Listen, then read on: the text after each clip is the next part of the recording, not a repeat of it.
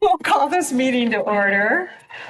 I'd like to first begin sharing a little bit about a former school board member, Barbara Thomas, who recently passed away. She devoted her career to serving students, first as a special ed administrator and later through 16 years of service representing Area 3 on this county board, Fresno County Board of Education. During her tenure, she also contributed her leadership at a statewide level on county boards and served as board president, always bringing thoughtfulness, experience, and a deep commitment to students and families. Even after completing her board service, Barbara continued to give her time and expertise as a member of the Fresno County Committee, reflecting her enduring dedication of public education. I think I saw her just a couple months ago at a recent Trustees Association meeting.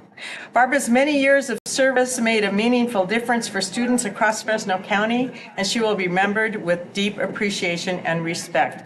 Please join me in a moment of silence in honor of Barbara Thomas.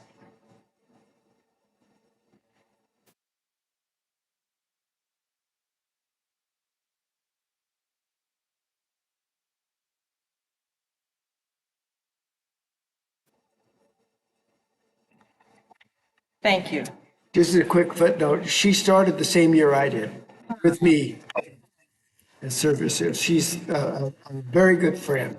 And You did a lot for kids. absolutely. Good service as well. Time for the flag salute. Please stand.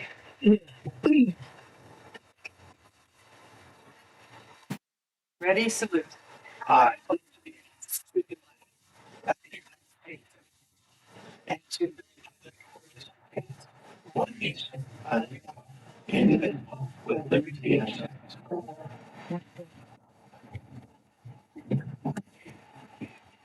I will say welcome to everyone who's here today joining us. Thank you for being here. Miss Angela, would you please do roll call for us? President Masumoto. I'm present. Vice President Tapcott Munson. Present. Member Burton. Present. Member Clyde. Present. Thank you. Very good. We definitely have a quorum. Missing one. Ms. Bradigan, please share your inspirational reading with us today.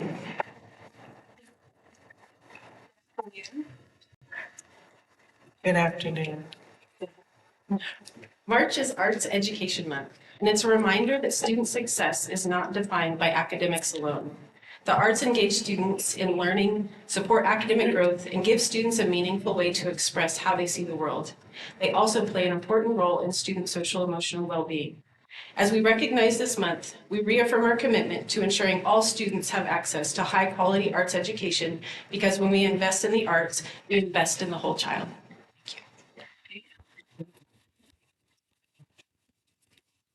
I would like to ask our student representative, Tara Cavazos, to please share with us what's happening at CTEC.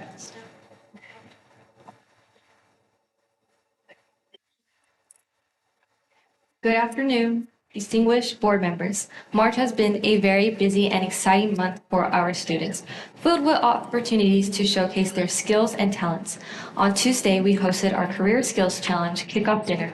The Career Skills Challenge is a county-wide competition sponsored by Fresno City College and Fresno ROP that highlights the strength and diversity of career skills education programs across the region. This year, over 75 of our students will be participating, and CTEC is looking to retain its championship title for the fourth consecutive year in the Sierra Division. Additionally, this week, 21 of our students are participating in Fresno's ROP's Design Build competition. Our welding students completed their portion of the project yesterday. Our sheet metal students are currently collaborating with Borga on a metal structure, while our construction students are working alongside Mark Wilson's Constructions to complete a modified shed build. These experiences provide valuable hands-on learning aligned directly to industry expectations. Our junior class has been firing on a cylinder academically. Last Friday, Fresno State's chemistry outreach team visited our campus and will return in 3 weeks to continue working alongside our juniors in chemistry, further enriching their academic experiences. This week, our seniors also participated in a panel discussion with our juniors, sharing their internship experiences and offering guidance as juniors prepare to make important decisions regarding their own internship placement. Looking ahead, we are excited to host our prom on March 28th at Wolf Lakes. The theme this year is Once Upon a Time. In addition, CTEX has partnered with the Cinderella Project to support our students. 25 of our young ladies will have the opportunity to select a formal gown at no cost, helping ensure that all students can fully participate in this special event. Thank you for your time, and I am more than happy to answer any questions you may have.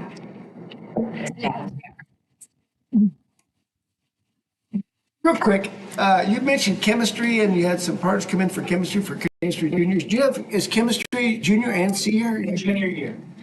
What do they do? What follows after chemistry as a senior? Yeah. What's available to them? That's Gotcha. engineering. I thought it was good that you put chemistry in junior year. It's a good prep. It's a good connection. Classes and stuff like that. We can start talking about the gases and the difference of what it drives into place. You asked your question, so. Thank you. I do. I have a question. Very nice job. Great. Do you have any other information on the Cinderella program? Oh, so we went today during our third period, and there was a handful of girls, like 25 girls, like I said, and we got to go to a boutique, and we had Miss Fresno County there today. So it's super awesome seeing her, and we had a bunch of other ladies who guided us to some dresses that were maybe like given to us from other high schoolers. And all the girls were super excited, and it was fun just being with the girls and kind of bond over that experience. Did you get to pick out a gown? I did get to pick out a gown. What color is your gown? It's a lavender. My favorite color.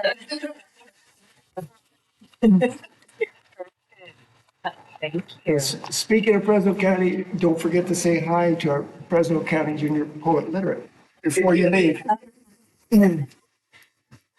And my question is simply, are the guys as excited about prom as the gals are? Yeah. We're all really excited. And do we have a program for the young men to help assist with suits or tux? Okay. Can you send me those two flyers, please? Send me those two flyers. Thank you. Okay, I have a more serious question. Of the event that's going on out in Carruthers right now, still that you've all been participating in, when does that culminate? And are there awards attached to that? So our design build competition for construction, it started yesterday and it will end tomorrow. And awards will go out tomorrow. For welding, it was a 2-day event and we got our awards yesterday. And how many girls do we have on the team? We had 5 girls. We had 5 girls and we placed 4th place. Very good. Watch out, We Madeira. were the only girls there. Our boys did really good too. They placed 7th place. Okay, yes, for the boys. And a couple weeks ago, we had our Fresno City welding competition, and we had one of our boys place 2nd place, and 2 of our girls placed 2nd and 3rd. So, Fantastic. competition last. Job. And I had the opportunity to go out to the Career Skills Challenge yesterday and see their teams working away, welding, sanding, drilling, bolting, mounting lights. They were really going to it, and building teams as they were building. The different sheds out there, the agricultural teams, I think I was too late for the culinary arts teams. They were done making all the lunches that they'd made. Sorry. Yeah, there's photography. There's quite a few items going on out there. So if you guys get the opportunity to go out there tomorrow, it's pretty neat to watch the kids out there. For horticulture, there was a student from from Worsley, and also on one of the welding teams, there was a student from Worsley. So I had the opportunity to meet and talk with them. So to take that opportunity and get out to those student items is really a good time, and to talk with the students from CTEC too. Great, thank you for being there. For everybody's information, this is the first time we've grilled Portera. And you did great. Fantastic. You had all the answers. Great job. Thank you. Moving on to adoption of the agenda, I would like to note that the agenda was amended to remove item E2. Are there any other additions or corrections or changes to the agenda? Do I have a motion to approve the agenda with the removal of E2? So moved. Second. Motion made by Member Clyde, seconded by Vice President Tapscott Munson. Roll call vote, please. President Masumoto? Yes. Vice President Tapscott Munson? Yes. Member Burton? Yes. Member Clyde? Yes. Motion carries. Thank you very much. Okay, moving right along to approval of minutes. The minutes for the special meeting on February 12th. Are there any additions or corrections to those minutes? If not, is there a motion to approve? So moved. Well, second. Motion by Tapscott Munson, second by Burton. Roll call, please. President Masumoto? Yes. Vice President Tapscott Munson? Yes. Member Burton? Yes. Member Clyde? Yes. Motion carries. Approval for minutes for the board meeting of February 19th. Any additions or corrections? Is there a motion to approve? So moved. Seconded. Motion by Burton, second by Clyde. Roll call, please. President Masumoto? Yes. Vice President Tapscott Munson? Yes. Member Burton? Yes. Member Clyde? Yes. Motion carried. Thank you. Moving on to Employee of the Month celebration. Yay. Ms. Radigan, please. Okay, to turn the spotlight on you now. This month, we honored Amy Martins, paraeducator in special education at Sutherland, as our Employee of the Month for March 2026. It's quite a fan club with her, too. Half of the room is filled. Amy has been a dedicated and invaluable member of Team FCSS since joining in 1993. After taking time away to focus on her family, Amy returned in 2007 with a renewed passion and commitment. She consistently provides exceptional support that helps her students thrive both academically and personally. Amy is truly a model paraeducator. Her compassionate approach, reliability, and outstanding work ethic make her an inspiring example for her colleagues and a trusted advocate for the family she serves. She works very closely with younger students, second and third grade, on behavioral and social skills. Her calm demeanor helps build strong rapport with both students and families. Amy is always willing to help others on campus with their classes and during unstructured recess. Her experience in special education allows the classroom teacher to trust her with many tasks throughout the day, including running small groups, calendar time, and working with students on their individual goals. Her teacher shares that she is reliable, punctual, and communicates effectively. Amy, your long-standing experience and dedication embody the spirit of FCSS. Congratulations.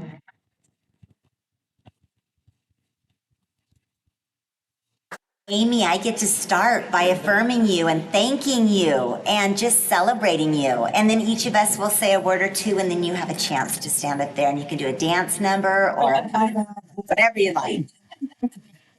But seriously, I was there in the moment when that photo was taken, and I want to tell a little bit of a story for each of you here in this space. She had no idea we were coming in. That's our normal protocol. Everybody else does, so that's always fun to watch that everybody else is watching that she has no idea. And as we all filed in, and there was a small army of us, your students got very, very excited. I think there was probably about 6 or 8. Okay, 6. And they just knew instantly that something wonderful was going to happen. Yes, they could just tell. And then we started to say nice things about you. And then I hope I don't get emotional to sharing this. Watching all the adults just turn their attention to love you, and then watching the children want to celebrate you was very, very moving. I want to tell you that one of the students broke into happy birthday song. That was her, she equated that to celebration and love, and you were the moment, and it was all about you. And most of us joined in because it was a beautiful moment. It was just beautiful. And so watching all of that love surround you, just knowing that it's more than just compassion that you bring to the job, it's competence. And it's just an expertise that will change the lives of our children forever. So thank you on behalf of all of us for being just as special and wonderful and good for our students and our teachers as you are. Thank you, Amy. Well, now it's our turn. We each get a turn to sing your praises. So That's probably time to- Clyde to begin. Amy, I thought I'd been here a while, but you got here before me. Back in 93, right? 93, yeah. And then you left for family, then came back in '07, right? And so we both, kind of been here close to 30 years. And it's a very special person who works with these kids, these fragile kids who are only in the second, third grade.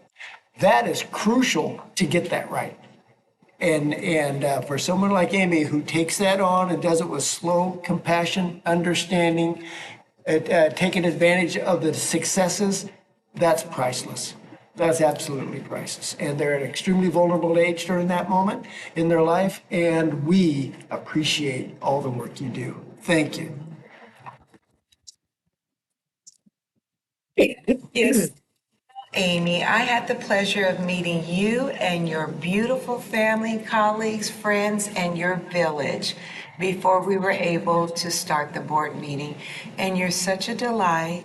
You are a special angel working with our special angels in special education. We know what it takes to be that person. My mother is a special ed teacher, 30 years in the Bay Area. We're a family of special ed. We have Asperger's in the family. My little brother was Asperger. So we know that it takes the full family support, the full village, the full team. And at the top is the bright shining star, and that's who you are. Your light illuminates wherever you go and travel. Just you being celebrated, the children joined in to celebrate you, which is amazing that they were able to celebrate with you in your honor. And so we thank you for everything that you do for our children here at Fresno County throughout, and those that you touch further on in the communities and everywhere you go. Thank you so much for sharing your bright light with us. You're a diamond. Thank you.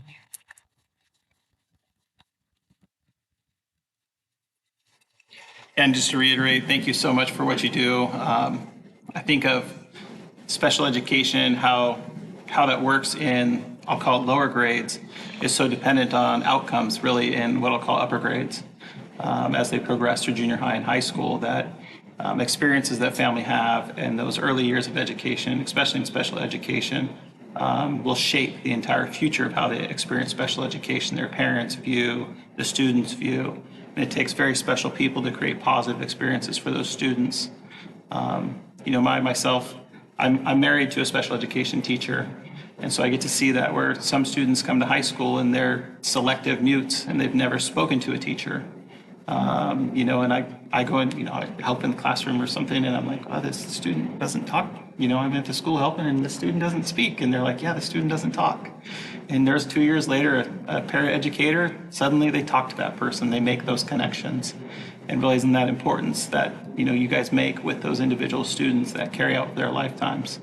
And how special that is, how you guys are able to make those one-on-one connections with those students and draw them out and so they can meet educational goals and get those understandings with people, really to help them really reach their maximum potential as throughout their educational experience. And then to your family, thank you so much. It not only takes special people to work in special education, but it takes a special family to support the person. Because after work, you need a time to decompress. And so I know a lot of times that means my own experience, that means I'm not cooking a meal tonight, or I'm not doing this, or I need support. And so it's a lot of family support. And that support is much appreciated too, so they can support you to do your job to the maximum and really support those students as they grow and as you make those connections with them. And I thank you for that and how you're able to help them through that and how you're able to be recognized for that by your peers. Thank you.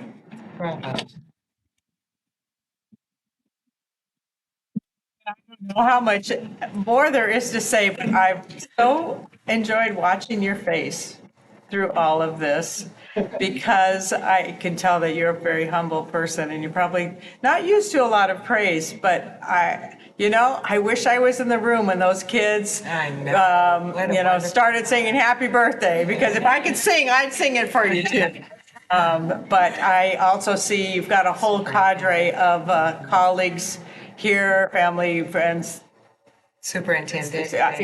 everyone here to support you. And the fact that you are so trustworthy and so dependable and such a helper and have such a heart for the kids.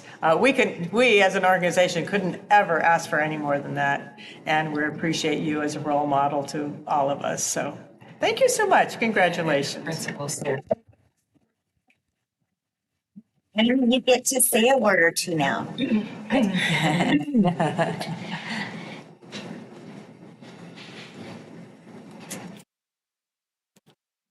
I've never been great at public speaking, so this is really difficult for me. I'd like to say thank you.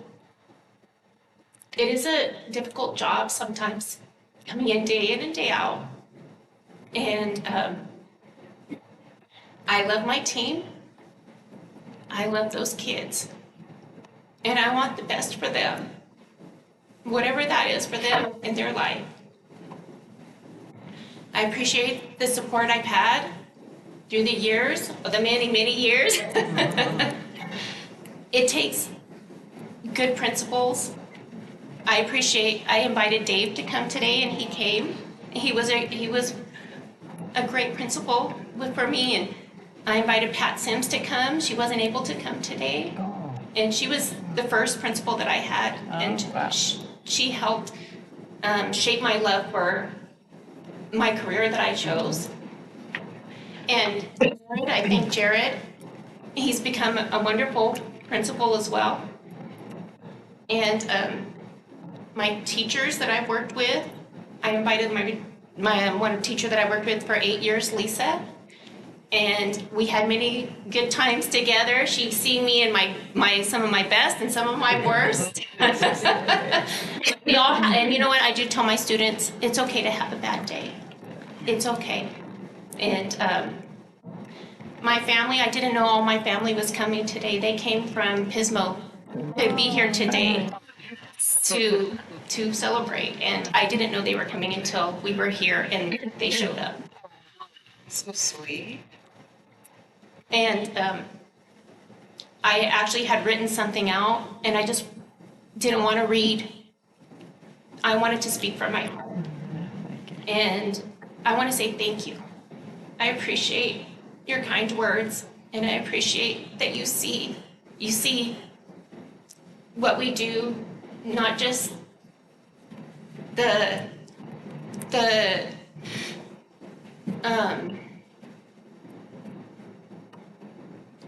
you see the little people who do the hands-on jobs with the kids, the ones who are there working with them and teaching them how to wash their hands and use the bathroom and those functional skills and academics.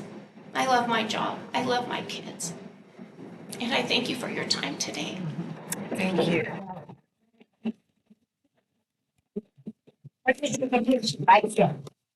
Amy, you may think you have trouble speaking, public speaking. but you hit a nerve very, very poignantly. And what you are excellent as is speaking child. And that is huge. And we thank you. Indeed. Let's keep it. This is a nice cherry. Yes. Maybe. Let's Can you be seated? No. No? Are you guys in?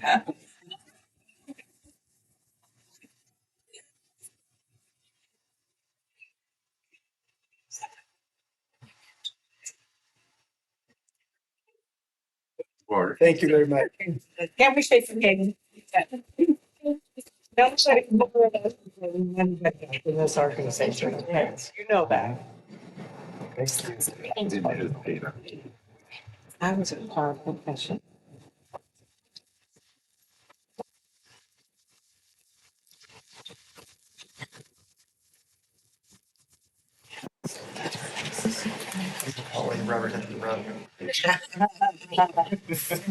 Great, congratulations. So proud of you.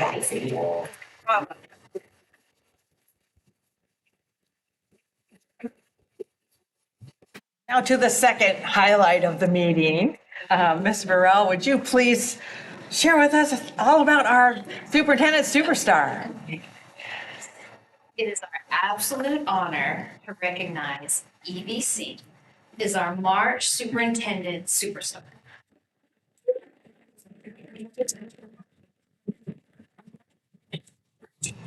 Evie is a sophomore at Central High School and a superstar when it comes to contributing to school and community projects with more than 90 hours of service. Additionally, she has a 4.7 GPA. Yes, while taking sophomore. dual enrollment courses. At school, They give A pluses. At school, she's the executive board member of the Interact Club, where she helped design and paint murals, read to elementary students, and participated in Zoo and Career Day events. In addition, she is secretary of the California Scholastic Federation and treasurer of the book club, where she competed in the Battle of the Books recently. Yes. Yeah. Through her FFA service, Evie has led greenhouse tours for agricultural education at Ag Kinder Days, spoken at events, and is an award winner in Creve public speaking events. But the list doesn't stop there. Evie is also president of the Theater Club, secretary of the Christian Club, a member of the Principal Student Grizzly Advisory Board, and chair of the Kindergarten Pumpkin Patch Storytime, as well as competes in swimming. When it comes to involvement in FCSS events, Evie goes all out.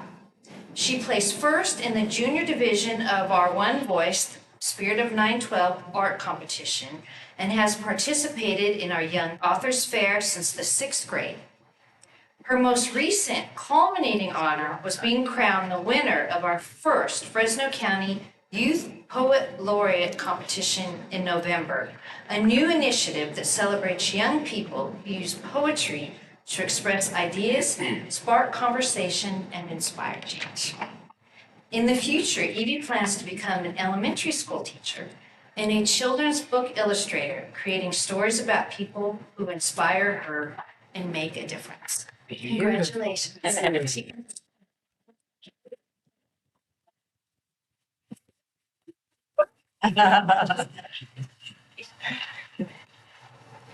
Well, everyone, I'm so excited you're here to meet our first ever Youth Poet Laureate for Fresno County. Miss Evie Singh, which you've just recognized is just one of many of her accomplishments. So for those of you in the space, we have 206,425 students in Fresno County schools. And this month, we're honoring one, Evie, just one, Miss Evie. I am first and foremost so grateful to Aaron Bryan, who's with us, who took the time to go through all the hoops to allow us to have this Youth Poet Laureate distinction. It's not something you get to use without having qualified in the state of California for the ability to be able to name a young person. And I'm so grateful to him because otherwise I may not have ever gotten to become your agent. I mean this. So I get to take Evie all over the county and introduce her to different groups. And each time you far surpass what we would hope for as a representative of a young student in one of our schools and classrooms. You are exceedingly, beyond all of the things we just read, you are charming, you are gracious, you are kind, you are thoughtful, you are demonstrative, you are warm. You are poised, you are articulate. I could keep going on, but clearly I've been assigned well to be your agent.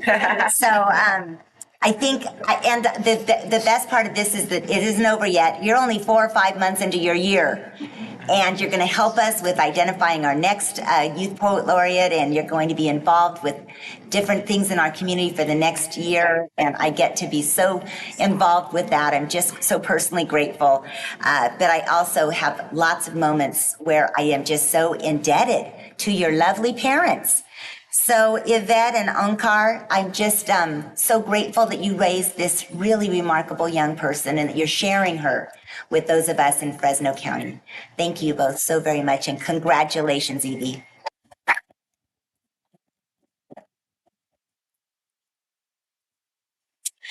Yeah, besides all the other things, the thing that stood out to me was illustrator, because I can't write poetry. My English grade in high school would probably prove that. And I definitely can't draw by the stick figures I've probably drawn previously. So 2 skills that I'd say I'm very envious, because I'm not a good drawer at all. And I wish I could draw at a lot of points, because I see things that I'm like, man, if I could just draw that, I'd remember it so much better. Because I grew up where if you took a picture, you had like 24 that you could take, and you really treasured those 24 that you could take. Now where you could just take like 10,000 and be like, no problem, I got more storage. But no, we've been able to hear you read some of your poetry. I think you read here. I think at the trustees dinner, you also presented some poetry there. So it's been great to hear you, see what you're doing, and I don't know if I just didn't realize it until I read it when I was going through our agenda that you were a sophomore. Yeah. I read your GPA, and then I was like, did that say sophomore? That kids have graduated. And I was like, it does say sophomore, so you still have a few years left for us to watch what you do still through school. And we usually say like, oh, what are you going to do in college? But I don't want to put that kind of pressure on you. There's probably already enough. But continue to do good. And we always say, people always say they want to leave Fresno, but we all get drawn back. We realize what the community has to offer us. And so bring those talents back, go and do those things, grow, continue to make your star brighter, and then bring those items back and increase your community and grow your family here and see the wonderful things that this valley has to offer. Thank you.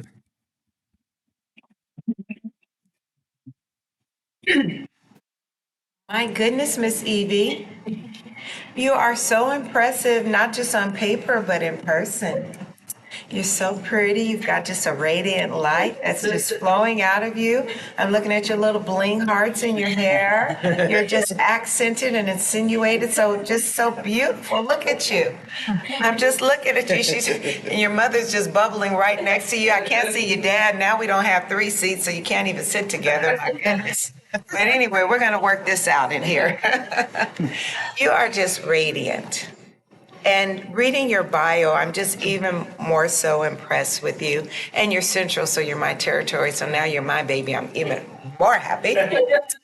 Thank you very much with this 4.7 GPA and just all of your extracurriculum that you're managing and still remaining to be a positive role model for all of the students that are in your fierce that just are surrounding you and gaining hopefully positive energy from you because it's just overflowing. And it's just such a beautiful light that you have been graced to have. Grateful for your parents for everything that they poured into you and the self-sacrifice that they've made to make you the beautiful daughter you are. Because I know that it's taken a lot of attention, self-sacrifice. Where is she? Okay, where does she need to be? Okay, get her there on time. Your schedule is their schedule, and they're doing their thing, and you're doing your thing, and they're doing your thing too. So getting it all together just to make you the most radiant and beautiful person that you can be. Continue to shine bright, and the sky is the limit for you. You're a sophomore. Whatever you want to do, daughter, you can. You can. Whatever. The sky is the limit, and you know that. Soar. Soar high, soar bright, shine. If you do go off to college, which we do encourage, bring your talents back and share them with our community. Thank you for everything that you're doing for us. We love you. Maybe, I don't know if you remember, my wife Deborah and I were at your, yes. And that was a privilege. That was a privilege. And this girl's good. This girl is good. And when it came up from Tara that they had Miss Fresno County at CTEC, CTEC needs to meet you. She's one of our teachers. And because they need, I would like to see if you could arrange for her to just go be a guest speaker for a little segment of time. And the reason why I bring that up is because, well, I got your book, and then my wife read it, obviously, and then she gave it to her mother. And so my mother-in-law is 95 years old, read your poetry and said, this girl is special. And she can say that. And she's also former Miss Kings County. So that's why I'm serious. Go over there to CTEC and show them your stuff.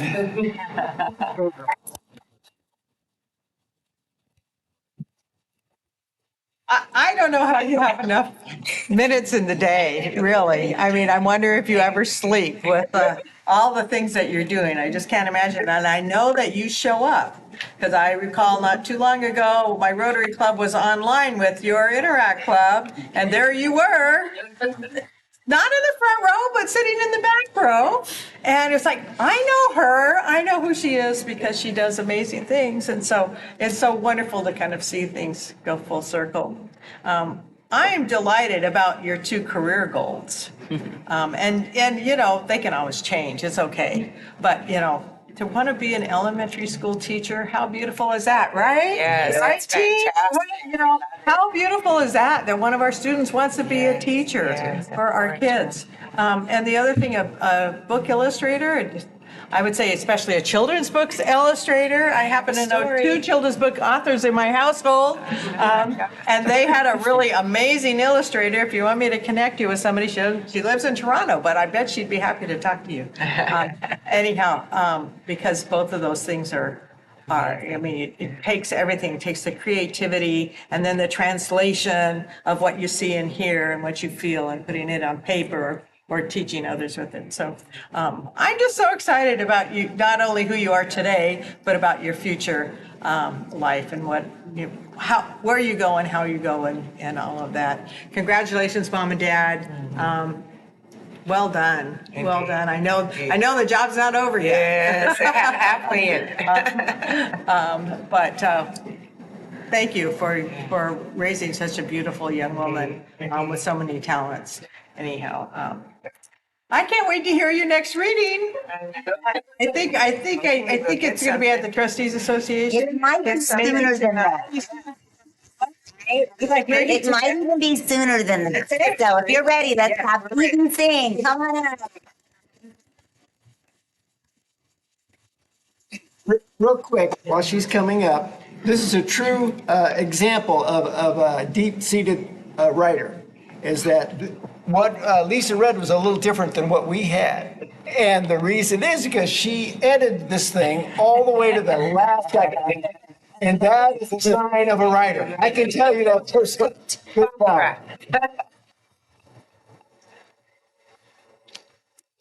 thank each and every one of you. Mr. Brian, he's so inspirational, and Dr. Culper, and CC, your motivational hikes. And I'm just so blessed that Jesus has brought me here. He drew all those special moments in my life. And everyone I come across, you all, my parents, my sisters, you guys have all painted those vibrant colors in my heart. So I'm so grateful for all of you. The box is right there. Wish I had a water. Take the whole box.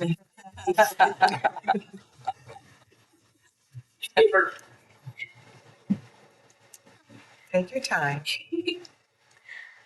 Listening to Miss Martin and her beautiful impact in special education, as I was sitting there, was so impacted, especially because I'm learning about special education in my intro to teaching class. So I want to read a poem titled "Why I Want to Be an Elementary Teacher." It's going to take me a moment. I'm not good with poems. It's a good thing at your age. Finally, we found something.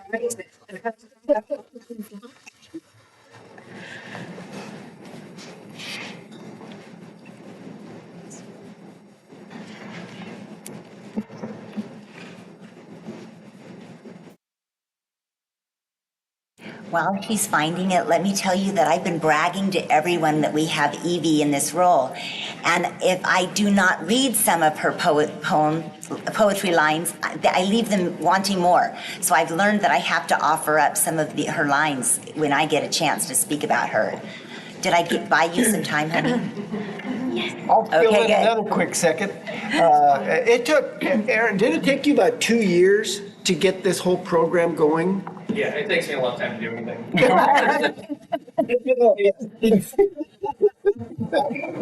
Ask her next time.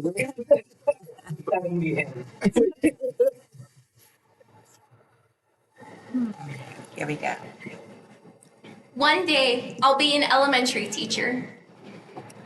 One day, I'll stand in a classroom where backpacks are almost bigger than the kids, where hand raising is brave, and crayons still color outside the lines.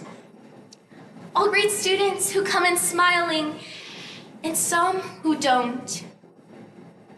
Some will carry big feelings in small bodies. And I'll recognize that weight because I carried it too. Anger didn't leave, but his words could still hurt.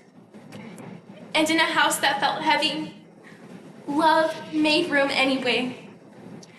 Siblings showed how to be strong without being hard. Now I want to be that for someone else. I want to be the adult who listens, really listens. When a child says their stomach hurts, but it's really their heart. I want to offer the kind of love that doesn't ask to be earned, to make school feel like a second home, warm, steady, safe. Because even the smallest students deserve to feel seen, to feel safe, to feel like they matter.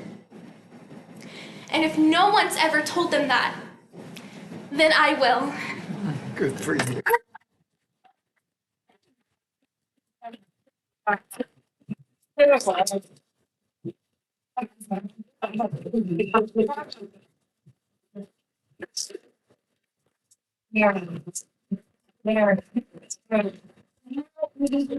Very nice.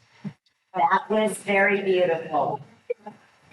Yeah, I think I've heard it several times now. It's still very, very good. Indeed. Okay, this is your certificate. You have a $500 gift in there. A nice coveted T-shirt and the account. Okay, and we're gonna sit. You want us to go this way? Okay, here we go.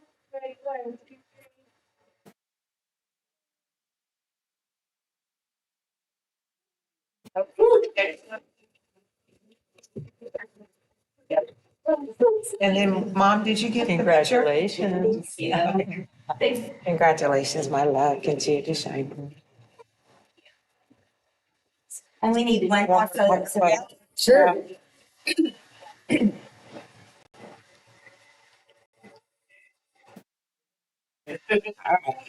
Should have parents get it.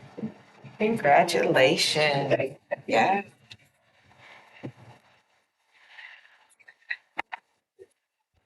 Okay. Thank you, Evie. Great job. Anything else? Okay. No worries. We're good. Okay, we're going to take a 10-minute recess.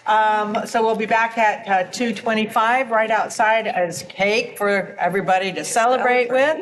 And we'll be back in 10 minutes. Yeah. Okay, we're going to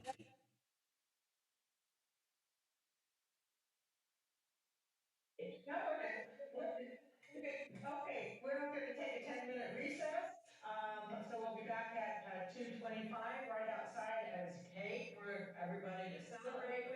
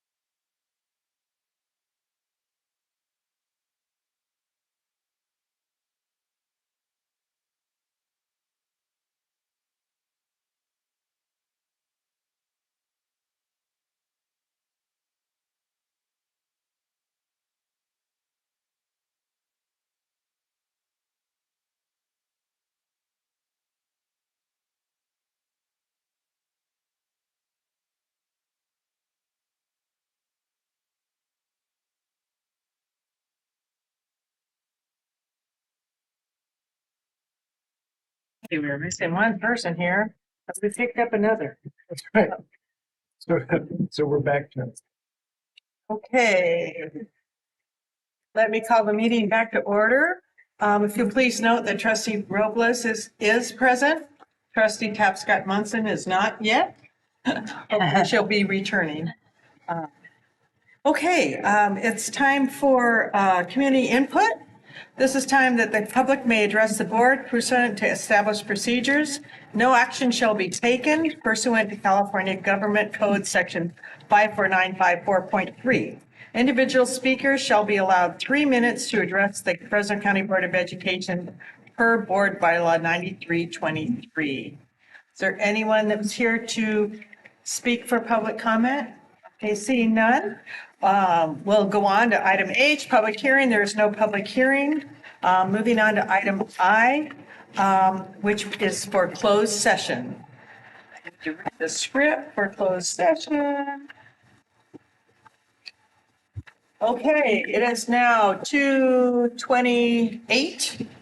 At this time, we adjourn the meeting into closed session for items I.1 and I.2, interdistrict attendance appeals, number 2026-01 and 2026-02, except for those individuals involved with the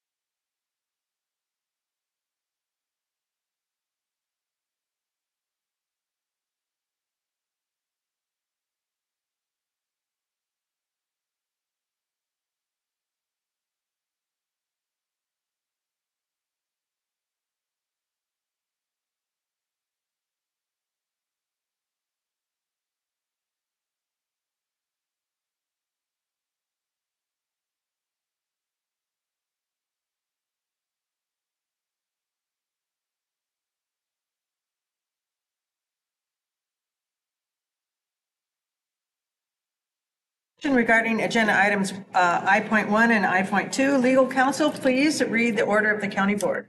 Regarding agenda item I1, interdistrict attendance appeal number 2026-01, it is the order of the Fresno County Board of Education to grant the appellant's interdistrict attendance appeal. Regarding item I2, interdistrict attendance appeal number 2026-02, it is the order of the Fresno County Board of Education to grant the appellant's interdistrict attendance appeal. Okay, is there a motion So to moved. adopt the order? Second. Motion by Clyde, second by Tapscott Munson. Roll call, please. President Masumoto? Yes. Vice President Tapscott Munson? Yes. Member Burton? Yes. Member Klein? Yes. Member Robles? Yes. This concludes agenda items I.1 and I.2. At this time, we'll take a short recess. Congratulations.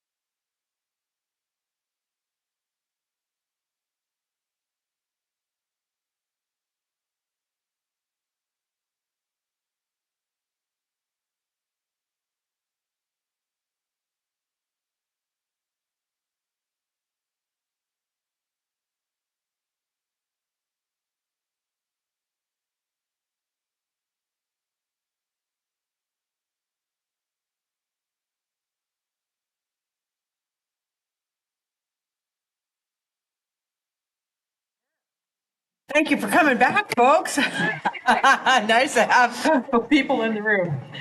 We are moving on to item J, reports, information, discussion, system innovation and improvement. Dr. Annie Sharp and Dr. Allison Hernandez. Well, I want to direct your attention to this first. I know these were placed on your table, and this is just a visual of some of the data that we will be sharing today. And I want to acknowledge that we have some of our team members here. A lot of the team is responsible for constantly gathering this data for us and making it presentable and easy to read. And also they're here in case you guys have some specific questions that Allison and I don't know the answers to because there's so much data. We have brought some people along with us to help us. Another question. So we are going to get started. And we want to start by just as we look over the past year and some of the data, we are going to share 4 highlights that we believe are really important to highlight for you all around county level data. And then we're going to share 3 areas of growth as well. And we're going to briefly talk about some of the things that we believe are contributing to the successes and some of the things we're doing to respond to some of the areas of growth. So we're going to jump into highlight number 1. Highlight number 1, ELA and math scores. So ELA is English Language Arts, and math scores have outpaced the state each of the last 4 years.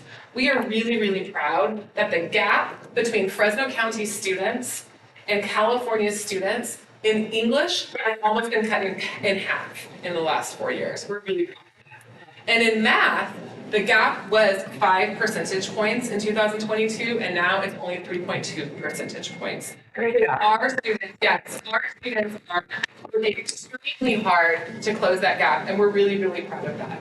Another thing that is tied to this that we're also extremely proud of is that the grade level that has had the biggest increase is third grade.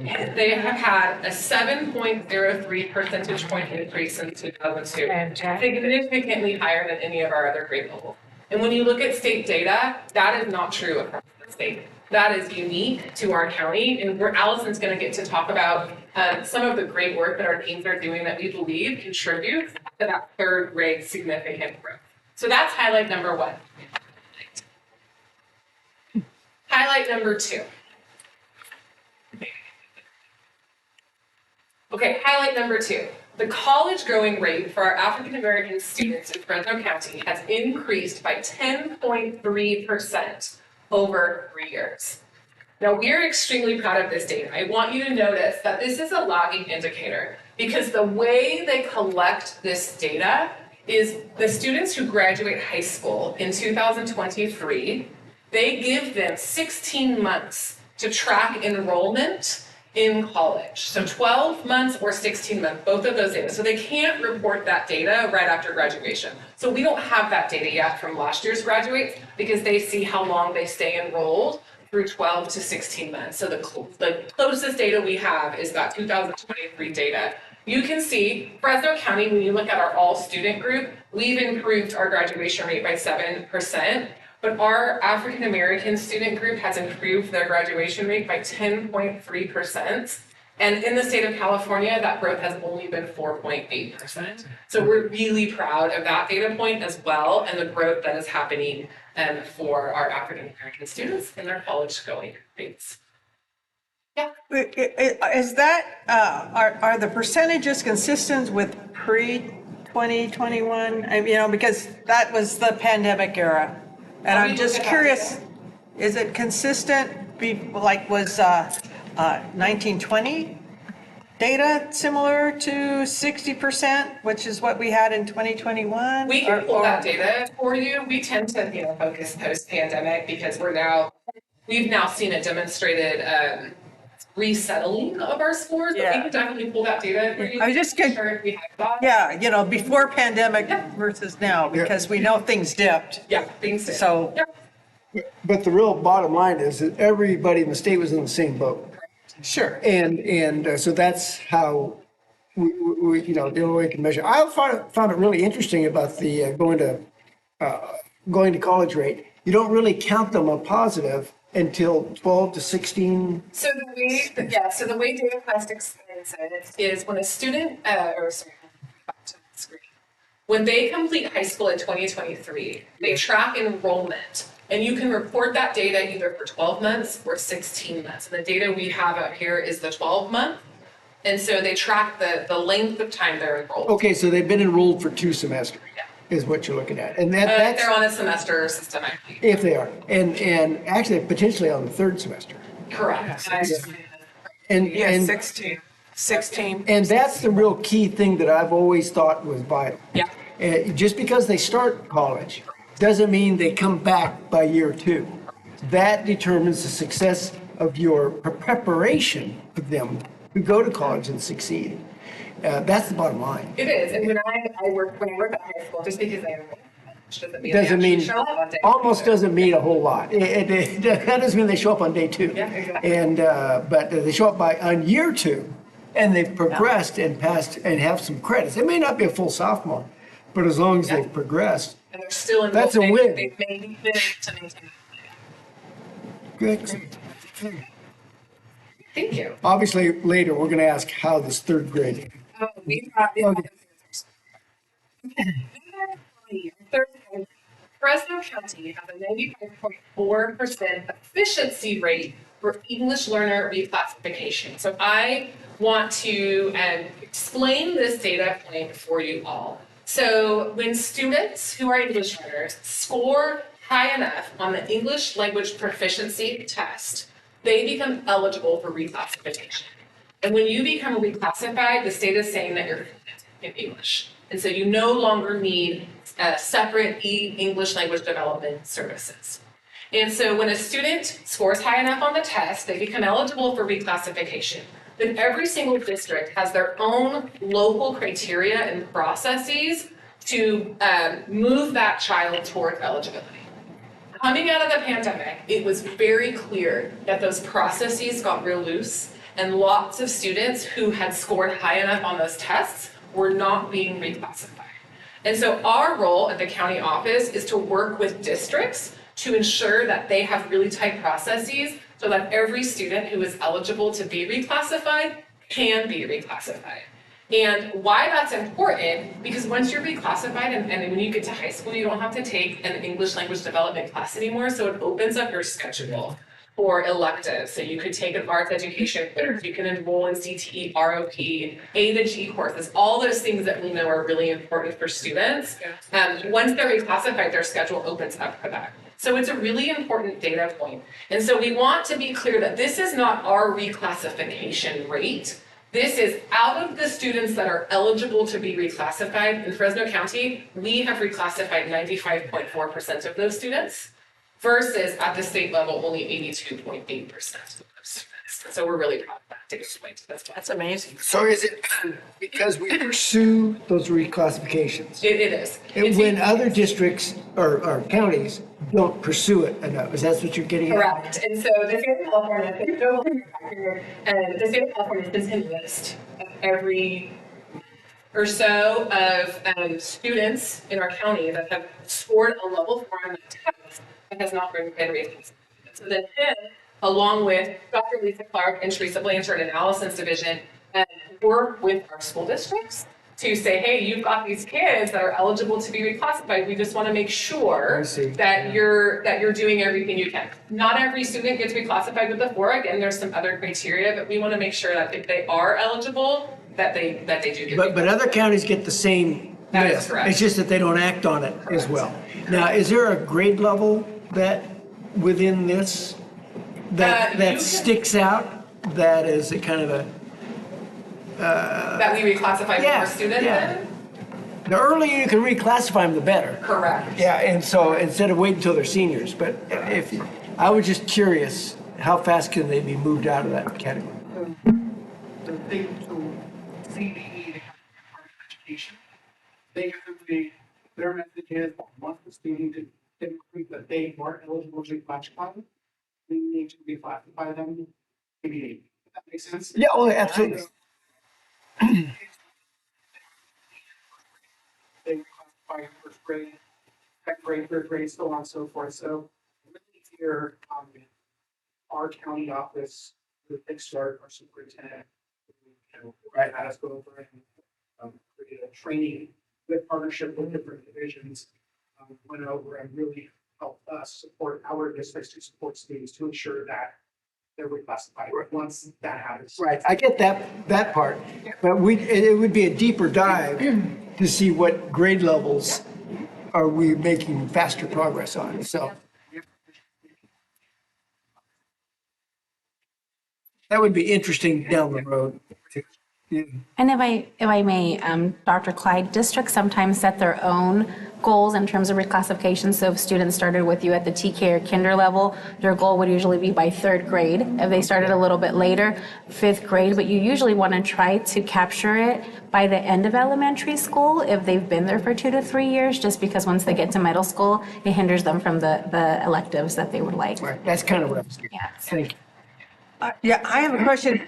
Is there data that compares kids in dual language programs with non-dual language programs with regard to reclassification? I feel like I just read a bill that's being introduced to capture that data. As a state, I feel like I'm just in the list that Dr. Soria gave sent us, the new bills that are going to be up for voting on, and I feel like I just read that is a new bill. Really? We can take a look at it. So it's currently not being captured.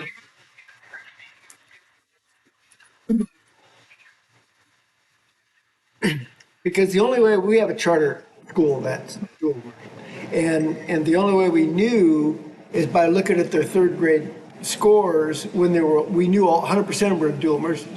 And they expected it to be low, but it wasn't. And that was interesting. And so that, I think the bill is worthwhile. Sounds like it. Yeah, so just so I understand like the process, my son's just starting school. And so I know we had to fill out the form where you determine what's the first language in the home and like what languages are they exposed to. And I'm sure there's other parents in this unique situation where they're half the time at grandma's house and they speak Spanish, but both parents are fluent in English. And then how do parents determine, well, what should I really put on there to make sure that my child is classified correctly?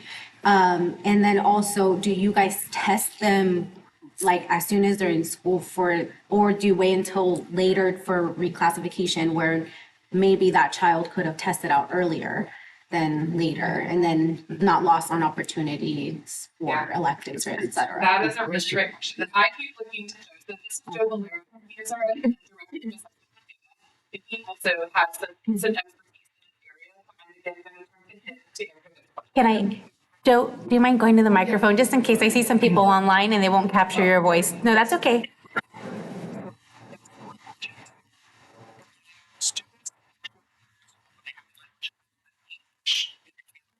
Survey, then we administer what's called an initial LPAC, proficiency assessment. So that's when they first enter school.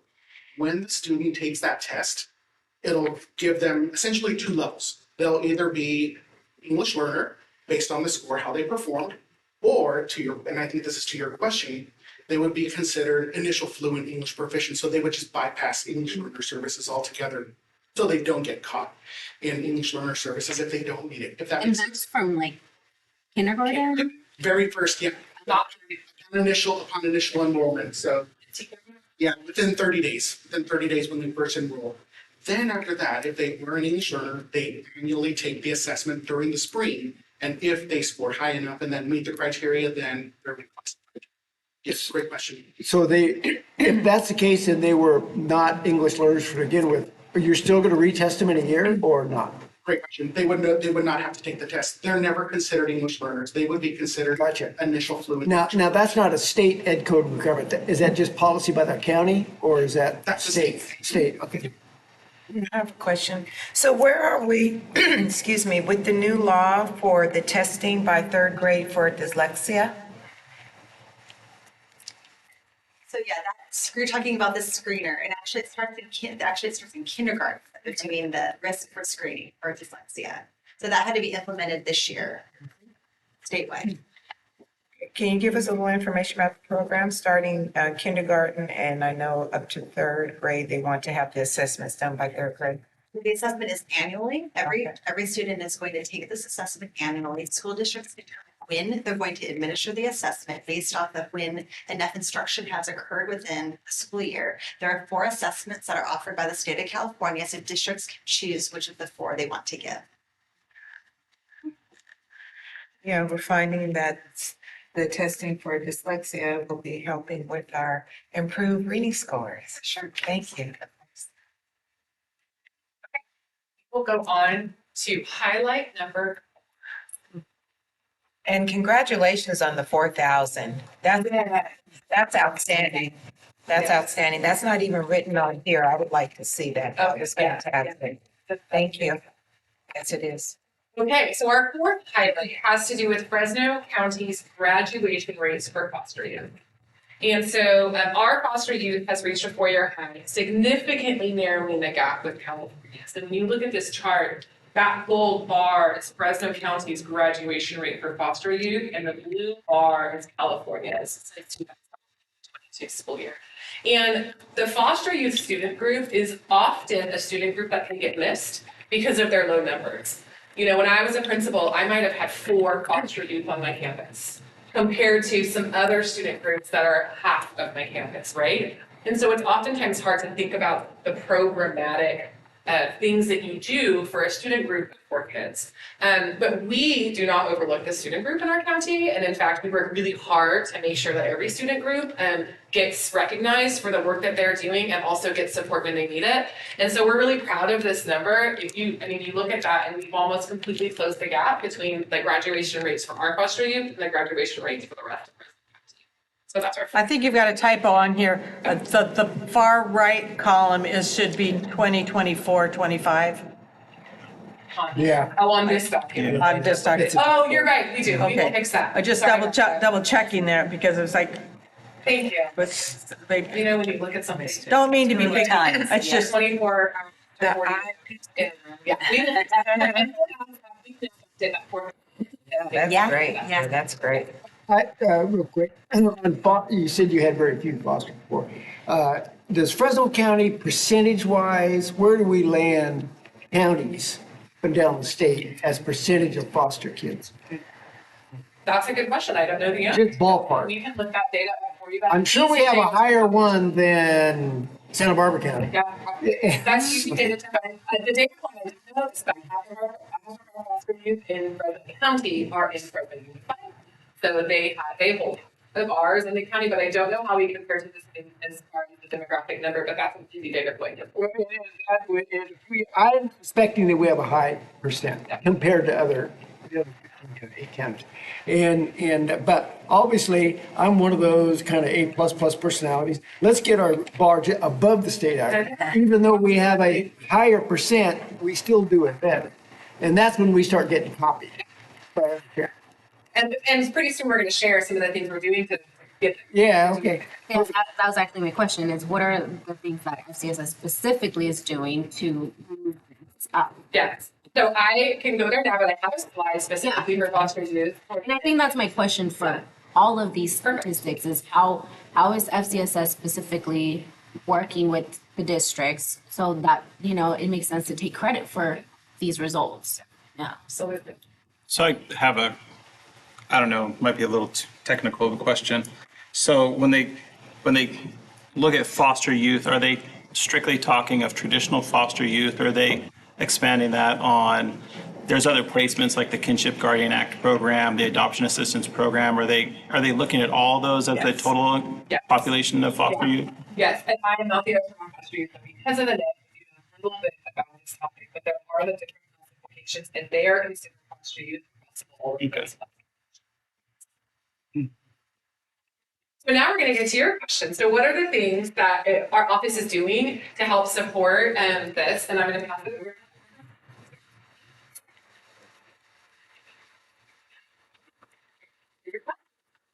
Thank you, Dr. Sharp. As we consider how data is translated into instructional impact, I will focus on 3 of our curriculum instruction departments. We are a small but mighty department, but I'll focus on 3 today.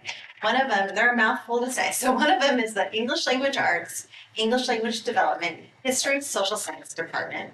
That's one of our departments. Another department I'll focus in is our STEM department, Science, Engineering, Technology, and Math. And I'll also be focusing on our Arts Ed department. And I will be focusing on how data informs meaningful support for teaching and learning. So exactly what you've been asking about. My focus will be on the professional development and the coaching supports that we provide specifically to districts and how those supports strengthen and improve student outcomes. And I am so proud of this following chart. The 3 departments that I previously mentioned provide tailored professional learning and coaching aligned to district and site measurable goals and outcomes. So districts contract with us to provide service. And this year, we are tracking this data thanks to Hilda, who's in the back here. Shout out to Hilda, in the data analytics department. So this is a snip from our live dashboard. And so this is something that our content specialists will update as they're providing service. So I want to actually start with a few of the data. I'm actually going to start where it says number of contracted days of services. So our local LEAs, and actually even beyond Fresno County, we are contracting 2,750 days of service for those 3 departments. So for ELA, STEM, and Arts Ed. So that equates to, I'm going to kind of go out of order. Currently, we have 2,437.5 of those days planned. So we're still planning with some of the districts as to when this service will occur, but we will hit that 2,750. But these are the numbers I really want to focus on. We've completed 1,433.5 of the days. But these are my favorite numbers. I actually have a star chart that I often present, but we've had 3,174 days of coaching with teachers. That's when we're working directly with teachers, and I'll explain how in a little bit later, and providing that instructional support, impacting 5,702 teachers. We've had a total of 818 professional learning opportunities. This is from July 1 till now, impacting 12,814 teachers countywide. Multiply that by about 25 to 35 students, and you've got a really big number. Oh, for sure, because you're right. We're looking at the teacher level. And Or in the case of high school, it might be 150. Oh, yeah, get higher than So that. translate that into the impact we're having with the students. For sure, I agree.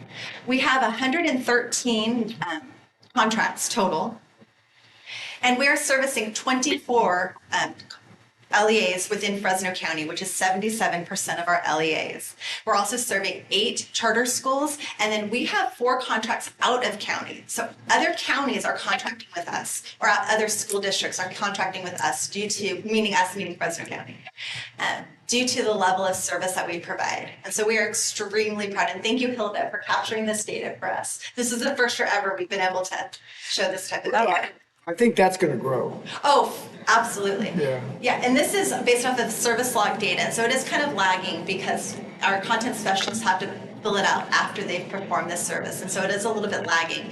The numbers are incredible.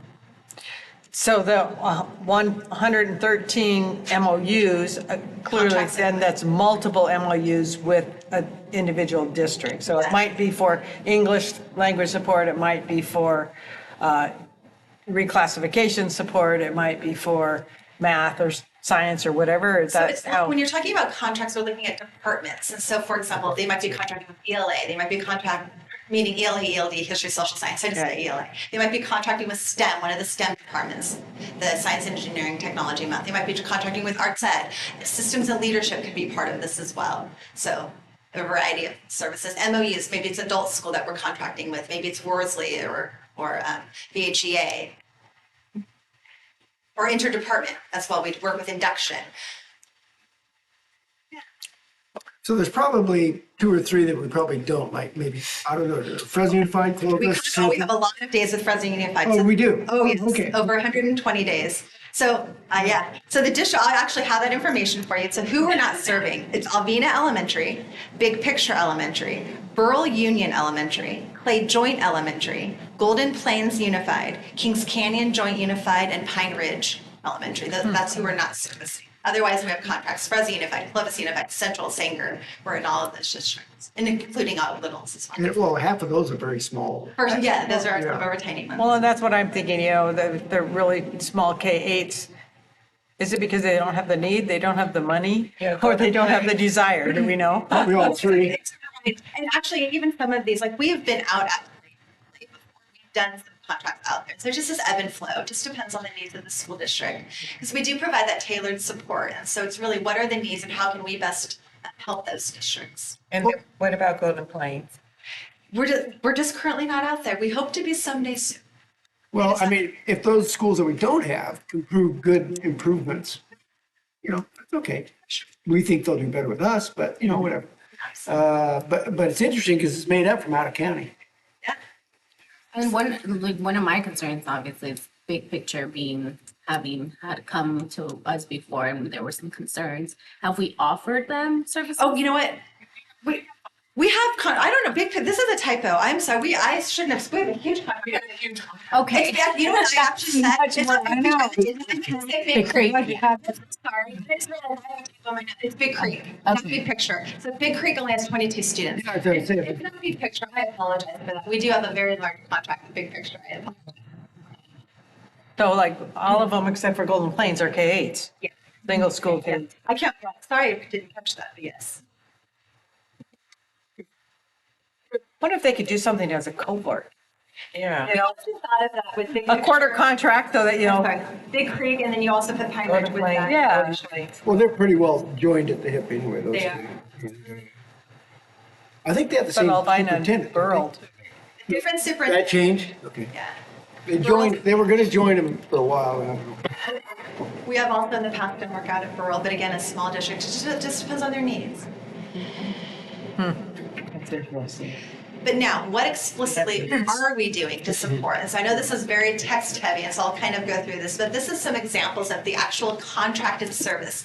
So what's very different is we are not a one and done, open a box, we provide the professional learning, we provide the coaching. It is extremely tailored to exactly what the district and school site needs. We spend a lot of time collaborating with administrators to make sure we're hitting the mark. 'Cause they're paying us to provide service. We want to make sure it is top-notch service. So just some examples. So it's integrated and designated ELD strategies to support English learners, word recognition, language and reading comprehension, that's science of reading, instructional strategies for early literacy instruction in primary grades. So why is third grade high? We provide that targeted support exactly in that phonemic awareness that the students need. We provide writing instruction and calibration. The CASP ecosystem, we go in to support teachers to where they're not just seeing the assessment at the end of the year, but how can we provide that instructional support for that assessment. Also, we look at curriculum implementation and district adopted materials to ensure that the teachers know how to use that curriculum effectively in classrooms. Some coaching examples include modeling lessons and co-teaching. Our content specialists will get up in that classroom, I've done it myself, and I will teach a lesson in front of the students. A little scary at times sometimes. I've done looking at high leverage literacy and ELD instructional strategies. We provide classroom observations, feedback, follow-up coaching to strengthen those instructional practices. We facilitate PLC meetings, professional learning community meetings, and grade level calibration and collaboration. We support teachers in small group instruction, differentiated literacy support. And again, another big one for science of reading in third grade, we coach teachers on early literacy routines and instructional practices using supplemental curriculum like UFly, that's out of the University of Florida. Speaking of this dyslexia, they're the well-known school for dyslexia. We provide Hegarty and UFly training in phonics and phonemic awareness. So that's how we are supporting classroom instruction, which I know contributes partly to that rise in third grade scores, that targeted support. So there we go. So our STEM department, some examples, again, the high leverage mathematics instruction aligned to the California Mathematics Framework, also using those interim assessments, so that CASP ecosystem. We support the next generation science standards and the implementation of the CASP, which is a state assessment in science. Instructional technology support, like in Google Classroom, Seesaw, EdTech platforms, and then AI tools.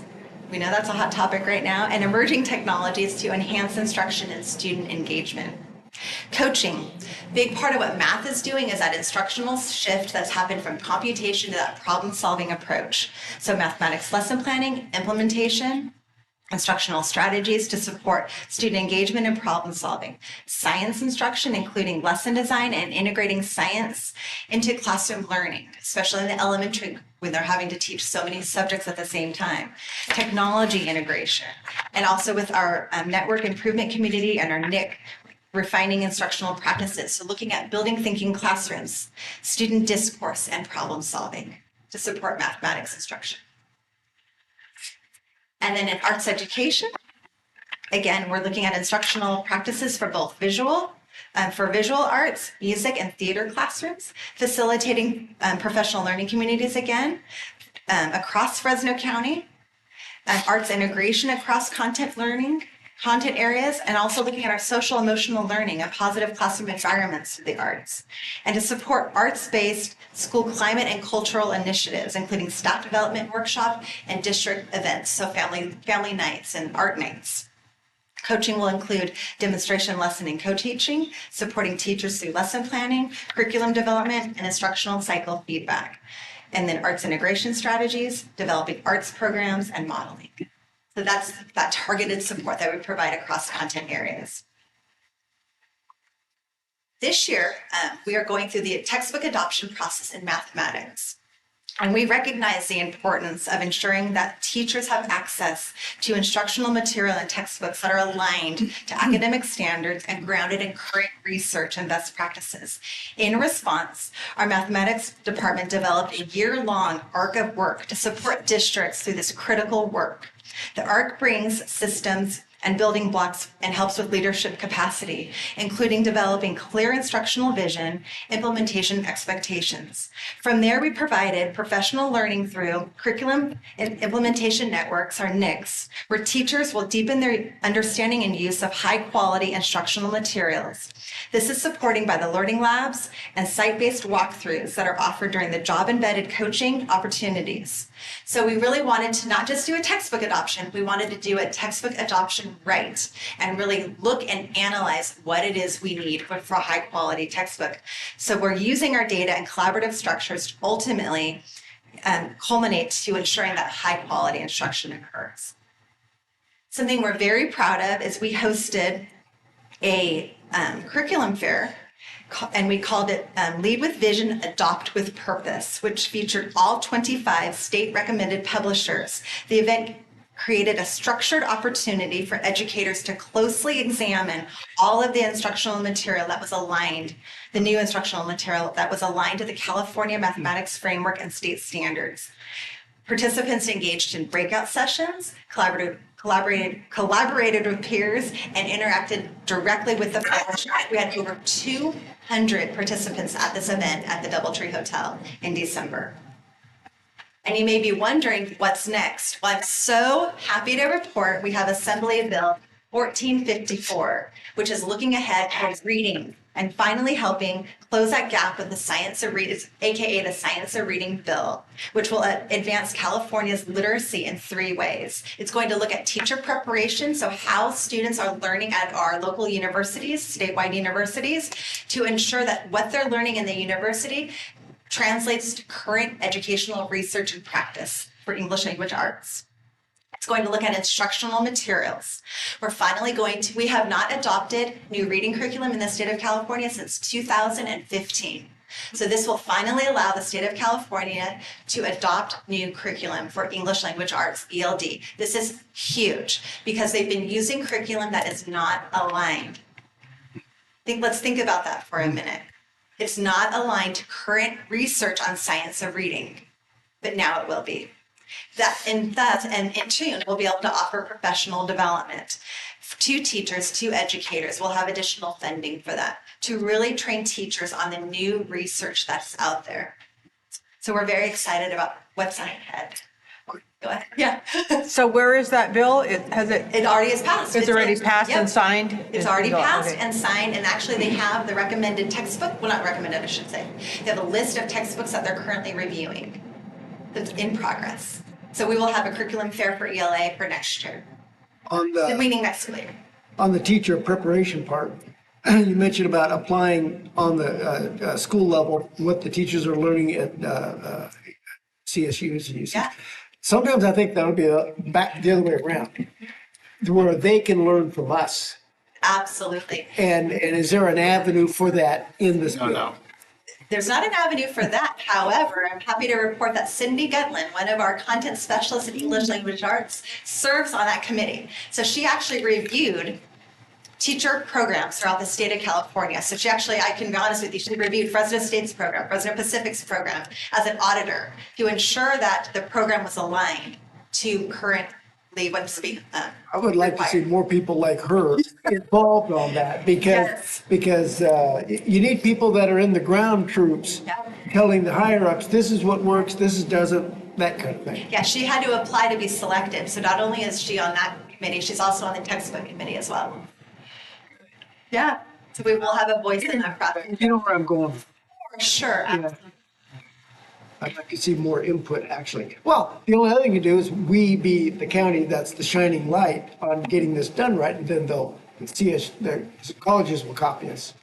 I think our math department really did a phenomenal job with how they took the textbook adoption process and really that arc of scope of work that I was mentioning. And so that will be duplicated also and help in our English language art. We'll model that. Because reading and math kind of pushes the whole STEM thing. You get that right, then that helps your STEM. I'm curious if any of your staff members are adjunct faculty. Yes, I mean, I know they've got a full load, but you know. They for sure are. In fact, I don't have my team of putting any. Good. Well, that's another way to handle it. Go out there and be Yeah, a just teacher. go be the teacher, yeah. Very impressive. Very impressive. Now, we didn't receive your PowerPoint presentation. We'd like to get little things like that attached to our agenda so we can follow along with you and or share via social media the great things that we're doing here at the county. So just a little side note there. If we could get that. Thank you. Of course. I'm going to now turn it back over to Annie, who's going to talk about areas for growth. Thank you. So Dr. Hernandez and her team do a really great job helping to support all of the work, right? All of the highlights, and to be really preventative of trying to continue to move us toward that. But we also know that there are some areas for growth. So when our data team looks at the data, there are 3 things that we want to talk about today, and then we're going to talk about our response to these data points and what we're doing as an organization to help move the needle for these data points. And so the first area for growth has to do with our students with disabilities. So an achievement gap remains between Fresno County's students with disabilities and the state's. And so I want to make it clear that our students with disabilities scores are improving, but they are improving about the same level as the state, so we're not closing the gap, right, between the states. And another thing that's really important to note is that second bullet. While other demographics, like our Hispanic and Latino demographics, saw a 6.05 percentage point increase in math proficiency, our students with disabilities only saw a 1.63 percentage point growth. So though they're improving, they're not improving at a rate at the same rate as all of our other student groups are performing. So this is an area of focus for us because we want our students with disabilities to be improving at the same rate or even a higher rate than some of our other students, definitely catching up to this. So I want to highlight a program that has been a cross-department collaboration between our continuous improvement department that Dr. Heather Gomez runs, between our systems and leadership department, and between our SELPA, our special education SELPA department.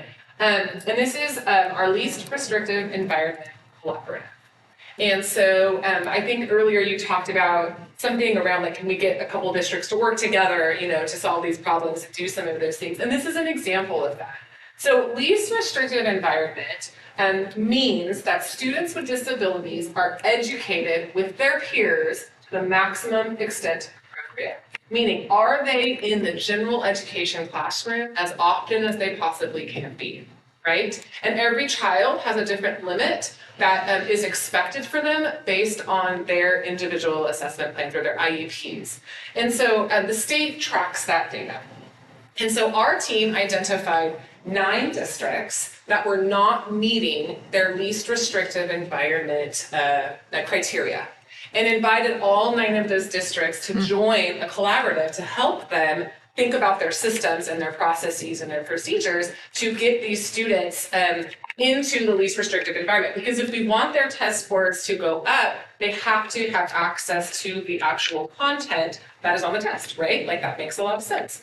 So out of those 9 districts, 7 of the districts joined this collaborative this year. They just had their last meeting of the year, and we actually got a little report out this morning, but the early data is really positive that they are making significant progress in getting their students with disabilities access to the core curriculum. And all that means is if they have access, we know that they can accomplish the goals that are set for them. And so we are excited to watch this grow. We are definitely moving into year 2 of this work. And this is an opportunity that we've provided through our office for free to these districts. It's not a fee-based service because we know that it's super, super important, and it's an area of growth for us. So this is our first area of growth. Nice. Is it a mix of rural districts, urban districts? Actually, districts that we live in that contract with them are in that collaborative, which is good because again, like she said, sometimes they contract with us, sometimes they don't, different things like that. But it is a mix. They'll give them the first for free and then they'll.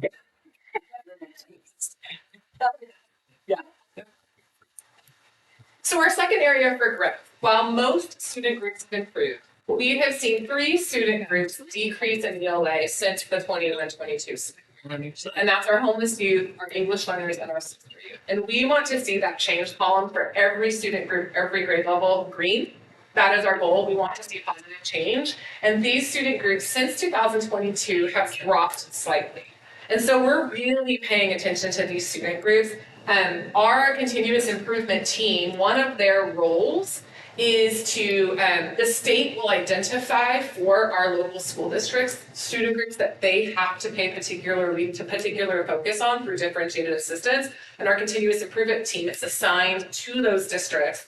Those districts are required to participate to provide services for them. So we have specific work in some of the lower performing districts focused on homeless youth, English learners, and foster youth. But I do want to highlight one specific project that you are all very familiar with. And this is our foster youth, Nick. You're familiar because in 2023, early on, we got a golden bell for this project with you all. But I want to highlight it for you guys because it's still going strong. And this project is focused specifically on our foster youth, and it's focused on growth in literacy. And so they set goals, they set targets every year. And when you guys, when we were given the opportunity to be the Golden Bell recipient in 2023, it was just with one school district. It was with Fresno Unified.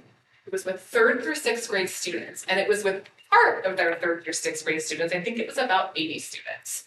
Well, we are really pleased to report that there is so much success with this project that we are now in, I think, year 4 of this work. We've gotten 3 school districts now, K-12, and almost half of the foster youth in California are represented through this NIC now. And so it's continuing to grow. Yes, thank you. And Heather's team does a great job leading this work in partnership with our Cradle to Career team, our community schools team, and our foster and homeless department team as well. So it's a coordinated effort.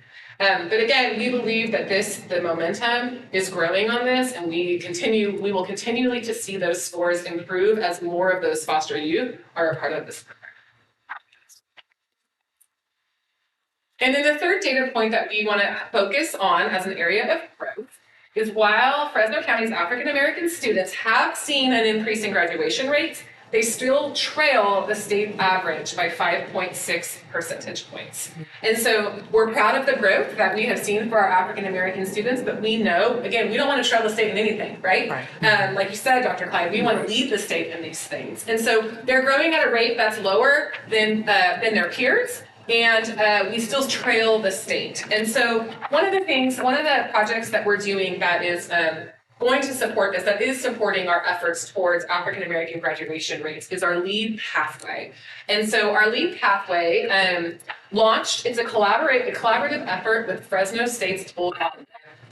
It meets at Fresno State campus. I believe there's 6 meetings a year. I could have that number wrong. Where the students, they come to Fresno State campus, 9th through 12th grade students, and they work with counselors, they work with Fresno State, they work with our teams, with the goal of being on track for college and career. And 9th through 12th grade, they're measuring academic grades, behavior, and attendance data. And then the seniors in the program, their goal is that 100% of them will submit an application to Fresno State, complete their FAFSA, and graduate from high school. This program is not 100% targeted to our African American, but there is a heavy recruitment of our African American population for this program. And next year, I believe we're adding 3 high schools to this program. And so we're going to expand this program again, because the early data that we're collecting on a regular basis, their grades, their behavior, their attendance, their applications, is demonstrating a positive impact for our students and specifically our African American students. So we wanted to highlight this as one of the things that we're doing to help improve that rate. 100% goal. I mean, wow. Fantastic. Wow.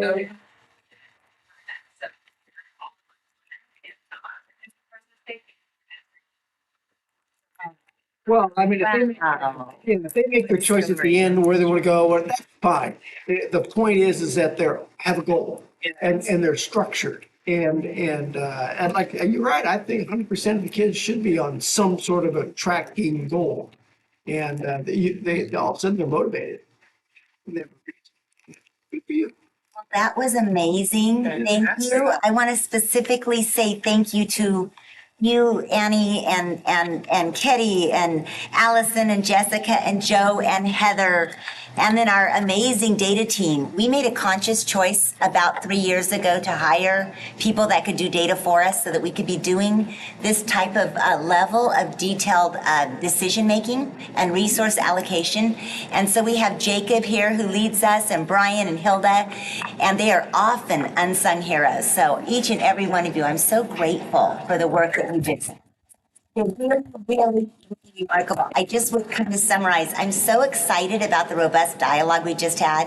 I think that your presentation demonstrates that we have a philosophy about knowing our children by name and by need.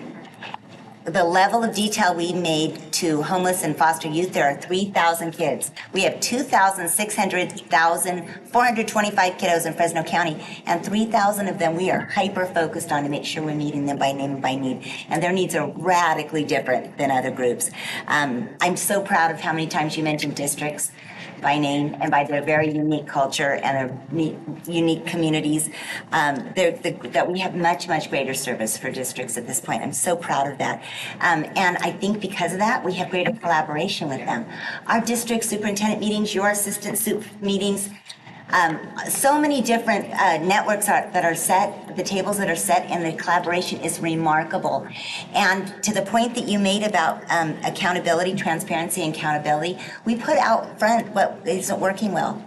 And we check our egos and we say, what might work for this group of kiddos? Has anybody out there figured it out? And I see that we have learned for life here. They are experts at meeting the needs of some of our most at-risk youth. And so we're all just trying to figure this out together for our kids. It's really an exciting time. And I think we'd almost have to end by saying that we're intentional about measuring what matters. So once again, I just am so appreciative of all the work you've done. Joe, the level of detail with all of the data and what the story is behind it, and that there are names of children and their families behind all those numbers really moves me. I'm really proud of each and every one of you. Thank you so very much. I know, Diane, this is your team. I'm sure you're sitting there proud too. They're rock stars and they're making a difference, Dr. Coper. This really is the bottom line, one of the main things that a county superintendent does for all the schools within the county. And clearly you're taking it serious, and clearly it's data driven and focused on need. And just by your MOU contracts. And so it's working. So, it just be, the next step is to exceed state. That's the next step. And you're getting real close is what I'm getting at. So I'm tickled. Well, we probably don't have time to do one of those team go little things, but promise me you'll take a team picture, like go outside, have a celebration, and take a picture. I want to just throw in there, I mean, I really appreciate the data and the intentional work with the data.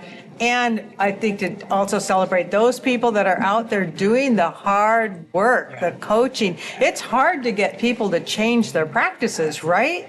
It's one thing knowing the best thing to do, and another thing getting somebody else to do the best things to do. And, it's a team effort. It takes that data, but it also takes the skills of the qualified people that are doing the training and the coaching on a side by side and demonstrating and all of that. So I know it's a village that's doing this work. So thank you all. And I do want to take a second just to underscore what Dr. Clyde said, the contracts and the MOUs, and also what you're saying, Dr. Masamoto, it comes with trust from our districts and our partners. These rock stars here are so confidential. I've tried to kind of dig a little bit just to see who's really suffering out there and who's the success story. They're just so neutral. They really celebrate the wins and the successes, even as small as they are and as large as they are, and they empower our districts, and it takes a lot of trust and partnership. That's been a big change in the last 20 years, right? I mean, that's just called being professional. That's really You keep up the good work. Thank you. Thank you all. Thank you. Okay, wow. Okay, moving You're welcome on. to stay. we have work to do. Okay, Crescent View, you get to follow that. Item J2, charter schools, Dr. Hunt.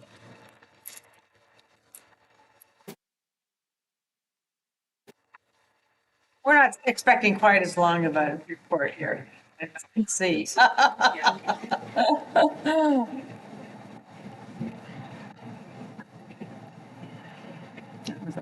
Nice time.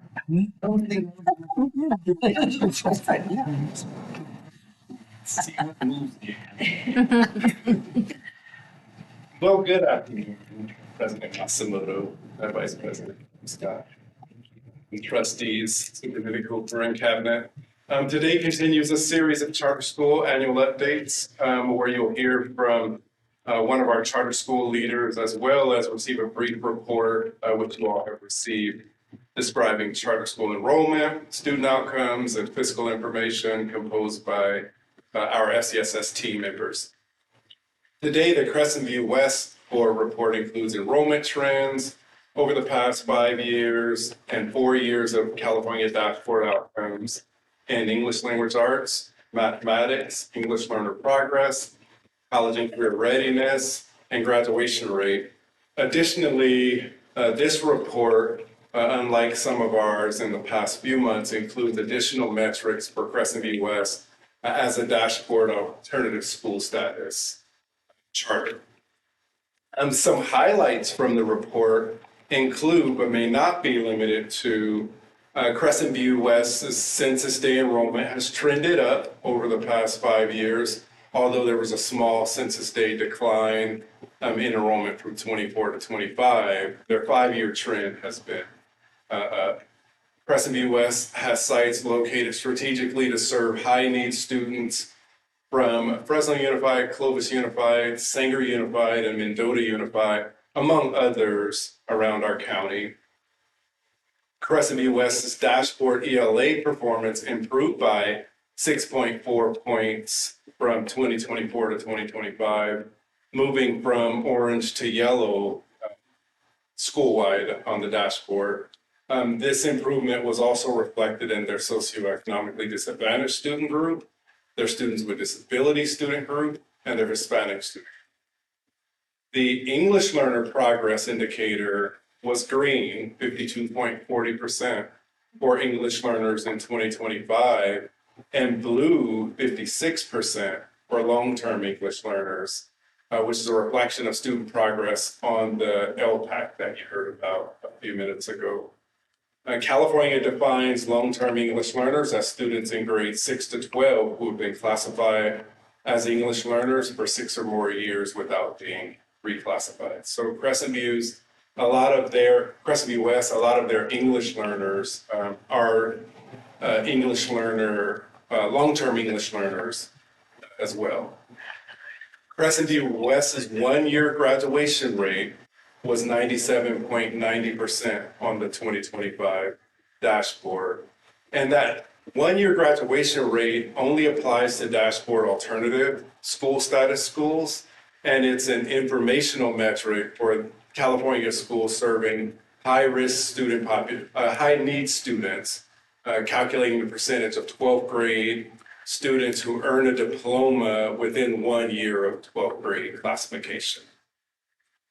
Based on locally reported metrics, over 50% of Crescent View West's students have met their reading and mathematics growth targets on the NWEA benchmark assessments. So they, along with the required standardized tests, they administer the NWEA assessment to their students multiple times per year to measure growth within the year and to measure growth over years. The percentage of 11th grade students who met or exceeded standards improved from 31.8% to 36% on the CATS ELA assessment. This was again reflective of that growth from 24 to 25. As it relates to students graduating from Crescent View West and the outcomes that the Crescent View West team is working towards, Crescent View West improved its career technical education pathway enrollment from only 2 students in the 23-24 school year to 27 students this year. And then 106 Crescent View West students are enrolled in dual enrollment courses this year. Again, with the aim of not only moving kids towards graduation, but ensuring that when they graduate from Crescent View West, they're able to go on and do productive things post-graduation. For campus climate metrics, Crescent View West maintains a 0%, suspension and expulsion rates. And then the last few pages of that report is their fiscal outlook. And as you've seen with the past charters in the past months, Kevin's team does the work of giving us a really just like a high level view of a charter's fiscal outlook, and Crescent View West maintains a healthy fiscal outlook based on feedback from Kevin and Gabe's team. Areas of improvement that were pulled that are available in that report. Although Crescent View West's ELA performance has been on an upward trend, their math performance declined school-wide and across multiple student groups between 2024 and 2025, moving from orange to red. Their college and career indicator reflects red on the 2025 California dashboard with a school-wide percentage of 7.2% of students graduating college and career ready based on the state definitions. This performance is reflected at the student group level as well. So that's a growth area. Crescent View West is working with our continuous improvement team. So Dr. Gomez, who was in here a few minutes ago, their team is working with Crescent View West to improve school-wide student group performance on the CCI and mathematics indicators. The Crescent View West dashboard graduation rate, and so this is the graduation rate that's on the outward facing dashboard. It reflects red both school-wide and at the student group level. This metric, when you have a dashboard alternative school who serves students who are credit recovery, this indicator reflects students who are graduating within 4 years of first enrolling in high school. So if they're enrolling in Crescent View West and some of our other DAS charters around, charters or non-charters, but credit recovery schools, it's very unlikely, it's more unlikely than not that they are graduating in their 5th, 6th, maybe even 7th year after entering 9th grade. So this indicator still, although again, there's an explanation for it, the indicator still qualifies Crescent View West for technical assistance, and it's a metric that they are required to address. And so based on conversations with our annual oversight visits, although Crescent View West is dashboard alternative school status, it's important to point out that they do embrace the challenge of continuous improvement, including improving those dashboard outcomes. And so at this time, we're fortunate to hear from the area superintendent, Gagandeep Gill, and principal Eileen Turner.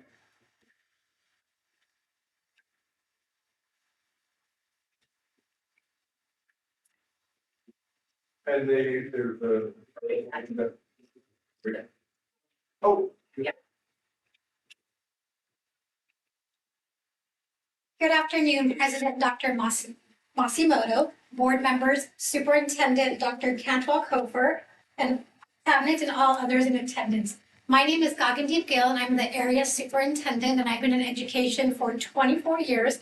This is Ida Trango, school principal, and she's been in education for 23 years. Thank you for allowing us the opportunity to provide an overview of Crescent View West. Our mission is to provide personalized learning model where we engage students who have been disengaged or no longer enrolled in school. The goal is to help students not only to graduate, but develop their career interests, provide job skills, and complete community college courses. We want the students to be workforce ready, career ready, and pursue higher education. Our school fosters self-directed learners, academic achievers, and promotes career excellence. Some background information on our school. We've been authorized from Fresno County Superintendents of School since 2010. We have graduated approximately 2,600 students over the last 15 years. Crescent View West is WASC accredited and NCAA approved. In addition to our Manchester Learning Center, we have 3 additional satellite campuses, which are located in the Sunnyside area, Clovis, and in Mendota. Currently, we have 1,816 students who are enrolled in grades 9 through 12. We serve students from the ages of 14 through 24. Students who are 19 and older can enroll with us through, once they obtain a WIOA number. WIOA is known as Workforce Innovation and Opportunity Act. Through our partnership with our WIOA, we're able to not only provide our students an opportunity to earn a high school diploma, we're also able to provide an opportunity to earn job skills and provide free career training. And then our students also have the opportunity to get some certifications and apprenticeships through WIOA. You can see a list of opportunities that our students have to take advantage of while they participate at our school. There's a variety of options, and we're fortunate to partner with FCSS, as you heard earlier, to develop our STEM program.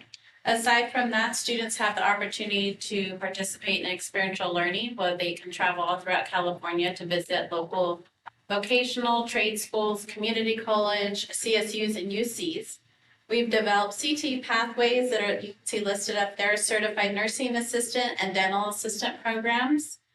And we like to highlight our partnership with local school districts to provide students in the Central Valley an option to participate in extended learning throughout the summer months. We have cultivated many partnerships within the community to support our students, which you can see listed. I'd like to point out the Amora Wellness Center, which houses our Mendota Learning Center. The Mendota sites mirrors a community school, so the families have access to health resources, to mental health services, social services, and education. Another valued partner you'll see listed is the Lamar College, formerly known as West Hills, where we offer dual enrollment for our students. We are very proud of the accomplishments of our English learners as they have increased 16% from the previous year on the California dashboard. Our students are so excited once they have passed that test because they no longer have to take it. And you've heard earlier, they've been taking it since they've entered kindergarten. Our students typically come to us reading at the 6th and 7th grade level.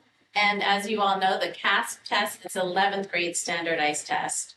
Yet we continue to show growth each year with English language arts, with the most recently 6.5 increase. An area of growth that we recognize is math. The students who enroll with Crescent View West typically are about the business math level and also deficient in math courses. Somehow they've come to us and they've either received all Fs in their math courses or have avoided math altogether, which I'm not sure how that happens. But we continue to monitor students' progress on the nationally normed test, NWA, which you heard earlier from Dr. Hunt, which is given twice a year, and then we also do it upon enrollment. The data shows 55% of our students are making significant growth. And with the support of Dr. Heather Gomez and her team, we are implementing new strategies to support the differentiated assistance work. On the dashboard, the graduation indicator represents a 4 to 5 year rate. This is still reported on the dashboard as if the students are enrolled with us for 4 traditional school years. That's why for DAS schools, a 1-year cohort is reported. Through the Golden State Grant, we're able to hire a school counselor whose focus is just increasing the college and career indicator. And as you can see, we maintained a 7.2% of students who are prepared. Our 1-year DAS graduation rate is 97%. This is comparable to juvenile hall and community day schools, as students are not with us, as previously mentioned, for the 4 traditional school years. Our typical students stay enrolled for about 8 months.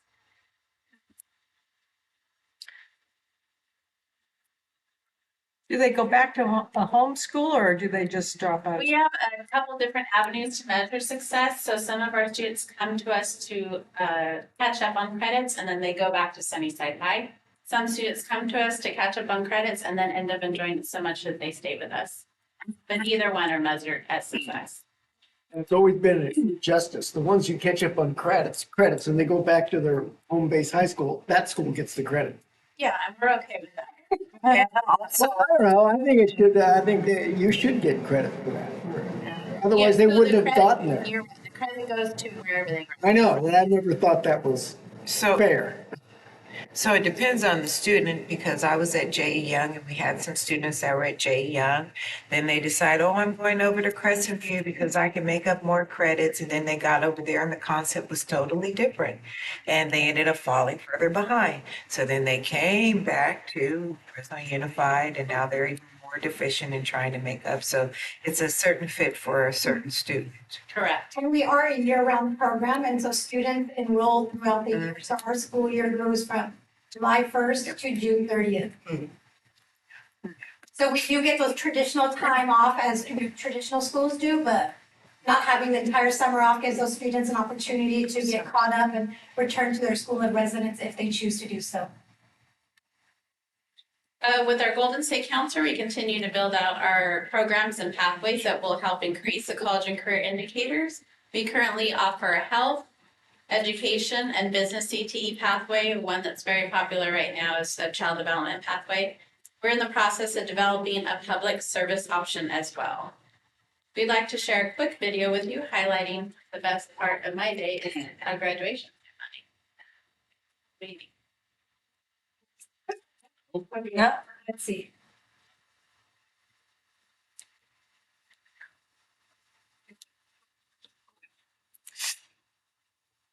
He's like different computer.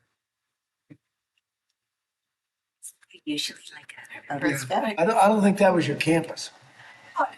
Same. I know. It's at your audio. So.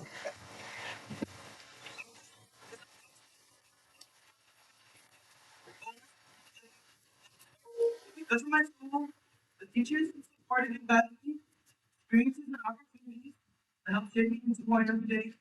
I am close to that 4 years ago. I am graduating.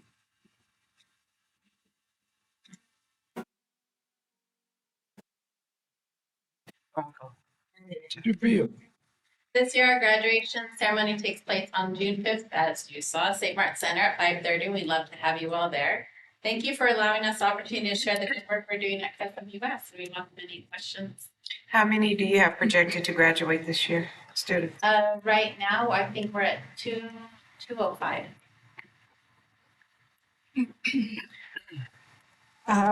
You said you have students that go up to age 24. So I'm assuming these are students that didn't graduate from high school. They need pick up credits. What's the process to identify those students and get them in there? I mean, I know you do advertising on television, but I don't think I realized that it was to age 24. Especially. Anyhow, I mean, I'm thinking of one person in particular that needs your program that, bring them over, send them over.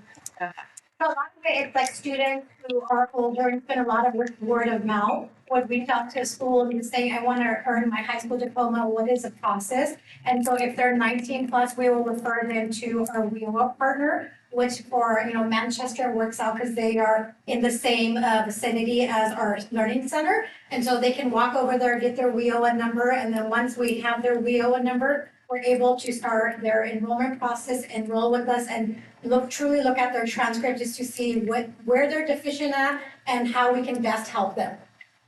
So is it classroom setting or is it's all one-on-one independent study? So we do offer small group instructions, but that's typically 10 to 15 students. And so if there's a subject, sometimes students prefer to do math, within a small group instruction with students who are on the same credits. We'll offer that. Sometimes they want to do it one-on-one. So whatever the students' preferences, we will try to personalize it for them.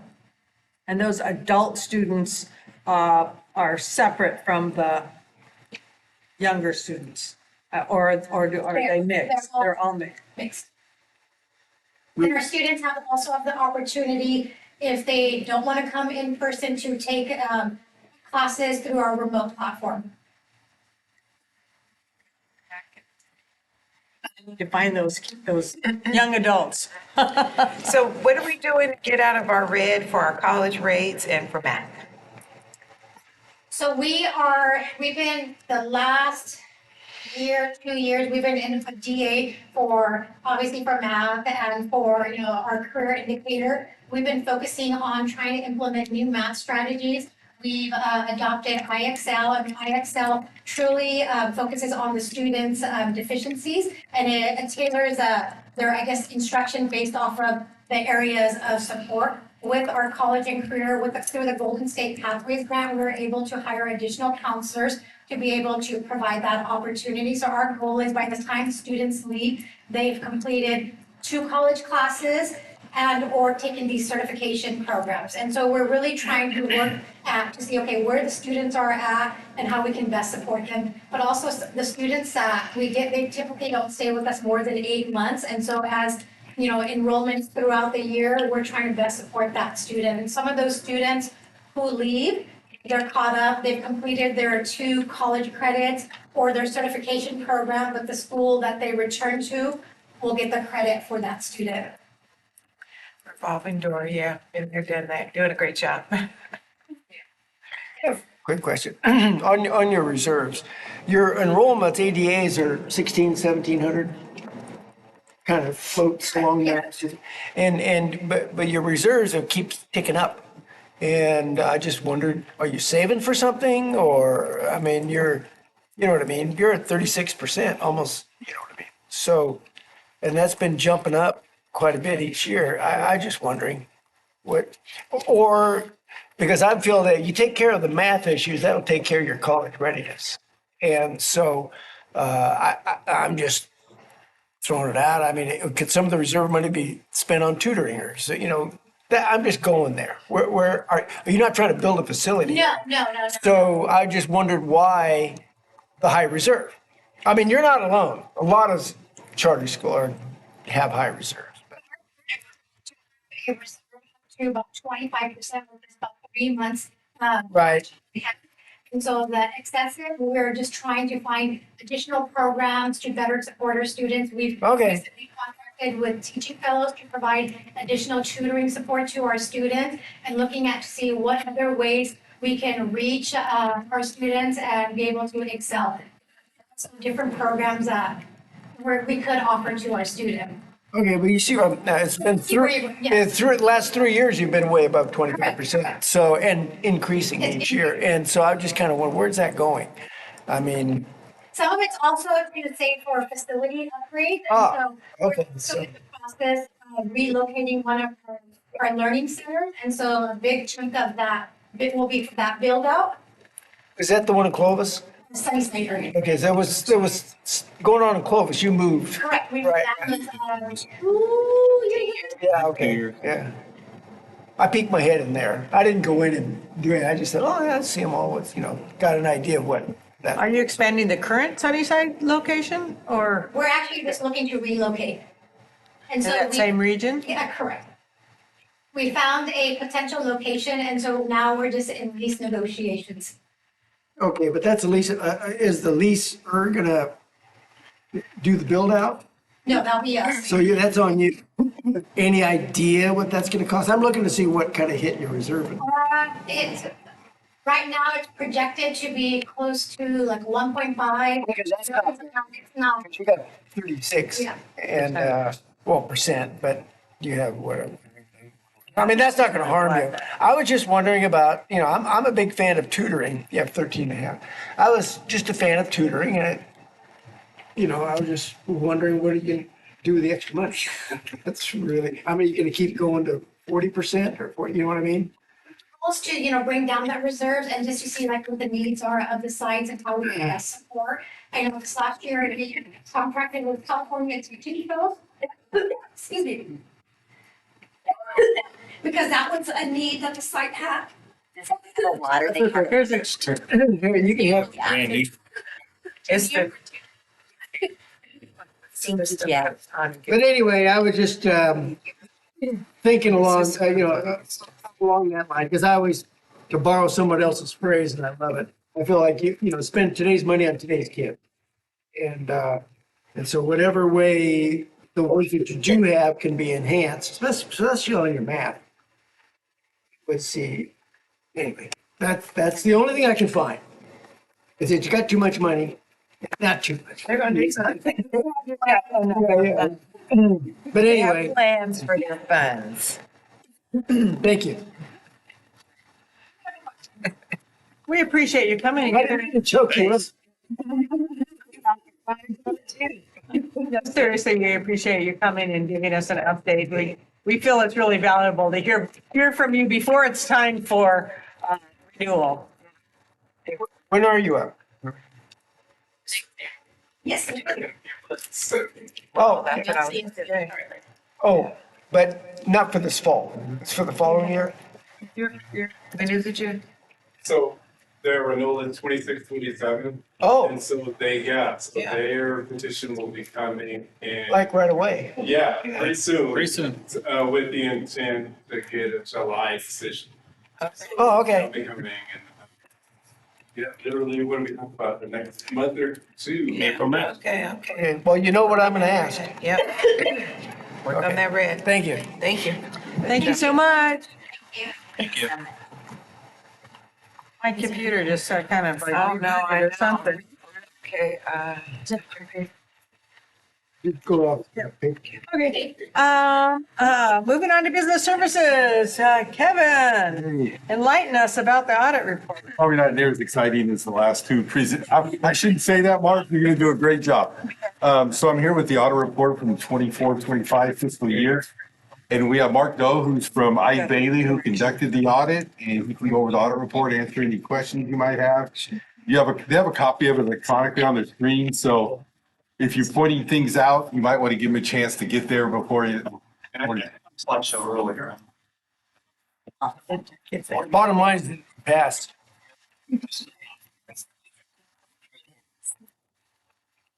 oh, did it think we were done? Kicked us out? It thought we were done and it kicked us out. Just gotta go back in. Hold on a second, we got reset, I think, because of I our just want to time. say thank you for sitting through the whole meeting and being patient. We get to learn the things that we get to learn. What do you do at these meetings? Interesting to hear about the EL, because I audit the other side of it. Yeah, yeah. So it's interesting to hear about how instructional side works. So your ears perked up when I asked about the reserves. Yeah, Closed session. But it's a balance act. School districts aren't supposed to make money, but they're also not supposed to lose it. So it's a balance act for the kids that you gotta hold for reserves, but really, how much do you crystal ball? we've got a lot of good bodies where you see that thing grow. Like, hey, like you're earning all this money and yet you're not spending it. Like you said, the students who earned it should be the students spending it. Exactly. All right, let's hear about the audit. Thank you.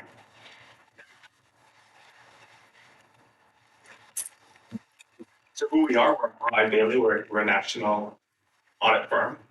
And our office is in Fresno, and we specialize in auditing county office of education and school districts. We audit about 5 counties and 45 school districts. And this year was our normal audit process, but we actually had a partner rotation. So after about 5 or 6 years of the same partner on a job, we're required to rotate the partner off. So our new partner was Shiloh, who's a partner from the Rancho office, and she's very involved in our school district department. So it's great working with her. And then we also had our national assurance group pull up and do an internal audit of your single audit of your federal expenditures. And I'm saying all that because there were a lot of eyes on your report. We got double audited. They did. They're triple audited. And you're under the microscope. Yeah, we did fantastic. Phone, email, to all of your different programs, business services, and everyone was so helpful and they got that so quickly. And I really did appreciate it. Everyone was so helpful. So thank you so much for that. And Here's just the components of the audit report. Really, the one I always like to look at is the management discussion and analysis, because that does current year and prior year comparisons. The big change for the governmental accounting audit standards this year was GASB 101 for compensated absences. In the past, all that was required to report it as long-term debt was your compensated absences, your vacation time. This new standard brought in and they said, hey, we also think sick time should be included. So it actually led to a proposed or a prior period adjustment of about $7.5 million, adding on sick time to that.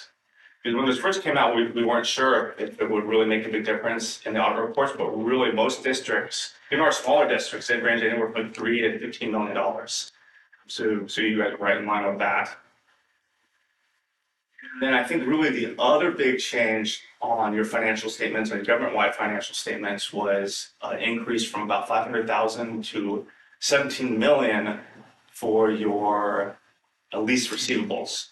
It was, you ended with Sprint and there was a new contract, Clearwire for Spectrum, and it was like a big 25, 30-year contract. So we're required to post that on your financials at net present value.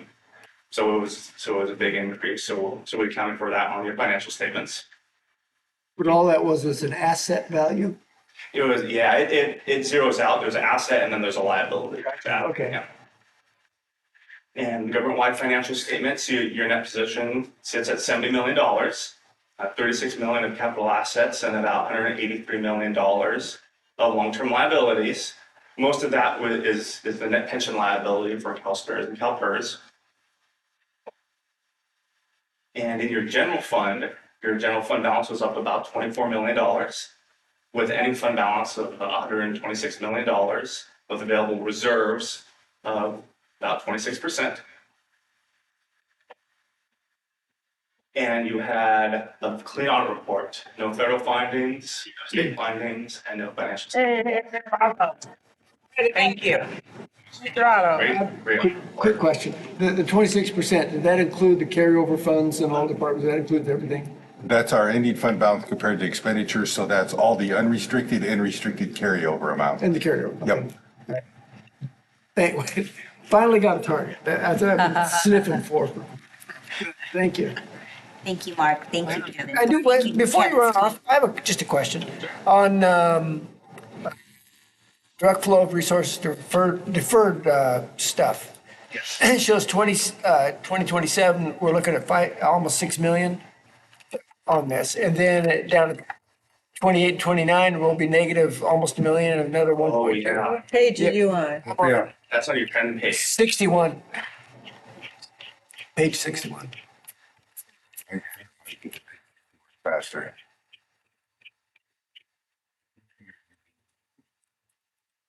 Okay. Okay. Yeah, so basically we get these numbers. So you said page 61. So this is your pensions. Okay, so this is your GASB 68. Right. So these are your deferred inflows and deferred outflows that are calculated, oh my gosh, from 23, 24 numbers provided by the actuaries for CalPERS and CalSTRS. So Really? So they go through and they calculate those deferred inflows and deferred outflows and net pension liability of the entire state pension plan. Based on 23. Based on, we're only 2 years behind. So based on 23, 24. So it's a rolling thing. It's a rolling thing. So basically it's 2 years behind because it takes their auditors time to create that report. And then based on your percentage of what you contribute, which you can see it's like, I don't know, let's call it 0.5, 6%. So they have their entire net pension liability, which is 56 billion, $60 billion. And then you're assigned a proportionate share of that liability. So that's how that calculation works. Interesting. So, but it's a big jump. It jumps around. It does. Yeah, a lot of times it depends. Maybe the state might make a contribution or maybe the numbers change each year. You can see it back in the supplementary information, your payroll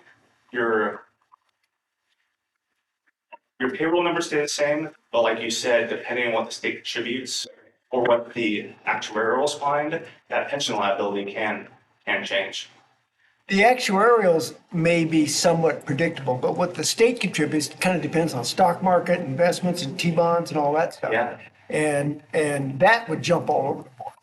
Am I? Yeah, and so, I mean, you were jumping from 33,000 in 26 to 6 million. And this is projected. 27. For 27, yeah. And, I mean, that's, okay, we better keep some decent reserves is what I'm getting at. Yes, and I think that's why they did that GASB 68, 12 years ago. Long time ago, Where they yeah. said, hey, this probably belongs on all of the district's financial statements. But they didn't make it required. Oh, it's required. It's required now? Everyone is required to show it on their financial. Show it, yeah. But they're not required to have it, are they required yet to have it in their budget as Not in the related? budget, no. I didn't think so, so it's still, This is reporting everyone. Your budgets are all at the fund level. So your fund level doesn't show any long-term assets, long-term liabilities. So you would never see it on your general fund or any of your other funds. The only place you'll ever see this is in the audit report. yeah, well, we really don't have, that's the only long-term liability we have because we don't do bonds as a county office, so. Right. Yeah. And the county offices, it's, you have your compensated absences, you have your OPEB, and you have your pension. Mhm. Which the pension is the biggest one. Yes, by far. Thank you. I suspect every audit's gonna show up like this. Yeah. Jumping all over the board as Yeah. far as future years. And when this first came out, it drove a lot of the districts that are in a position negative because that liability was so big. But then over the years, it's better now. Is it better because they modified how they report it, or is it better because they started funding it? Huh? Oh, good, all right, so as long as they funded it, that's the responsible thing to do. Okay. Thank you. No further questions? Thank you so much. Appreciate it. Thanks. Appreciate it. Thank you, Mark. And thank you to the internal finance staff. This clean report is not on Kevin's shoulders by any way, shape, or form. It's on the staff down there. So I just want to mention that. So Domenico Johnston, all the supervisor, Andrea Soto, all the payroll techs, the accounting techs, all of them. So. Not to everyone. Yeah. And even reaches out to the departments because the departments do a lot of their purchase orders, they do a lot of their own deposits, they do a lot of their own work within their department for their budget manager. So it's a organization-wide. Each department has a budget manager? So if you run a program like Annie Sharp does, Sharp was just here, she is a budget manager. Oh, she is a budget. Her person. So she has to do this. She doesn't have to do the numbers, but she has to be aware of what's in her budget and how that budget works. And we meet with them and discuss budget. Folks, I need a break. It's been 2 hours. I need to stretch a little bit. Can we take a 5-minute recess? I know you're waiting, but I apologize. Is that okay? Okay, 5-minute recess. Thank you.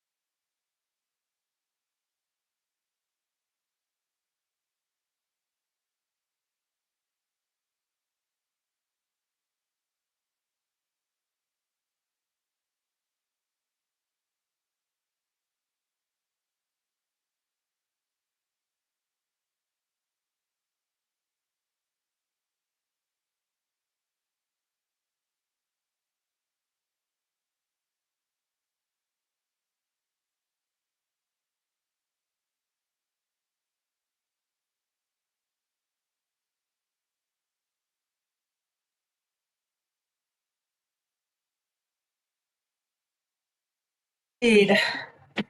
Let's move on to action item, K1, legal services. Mr. Parkin, please. Yeah, board, the for second reading and for consideration of adoption are the amended superintendent and board policies that came before the board last month for first reading. Happy to answer any questions. Questions, anyone? There's quite a number of policies. Yes, I have a question.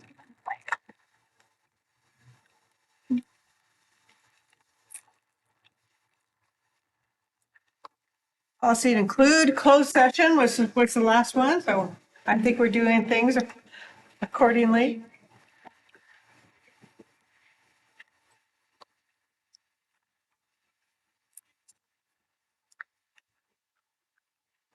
Okay.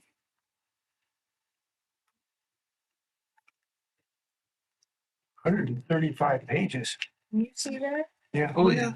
Increase the size, right? Yeah, get closer. No, it's 50. You showed me that. I'm just saying. Your question? Yes, I can go ahead. So I had mentioned this earlier when we were listening to the district transfer. I noticed that we have, and this is on page 61, I think I'm looking at, where it talks about, Which policy? I'm on page 61. This is talking about inter-district appeals. So policy 5117.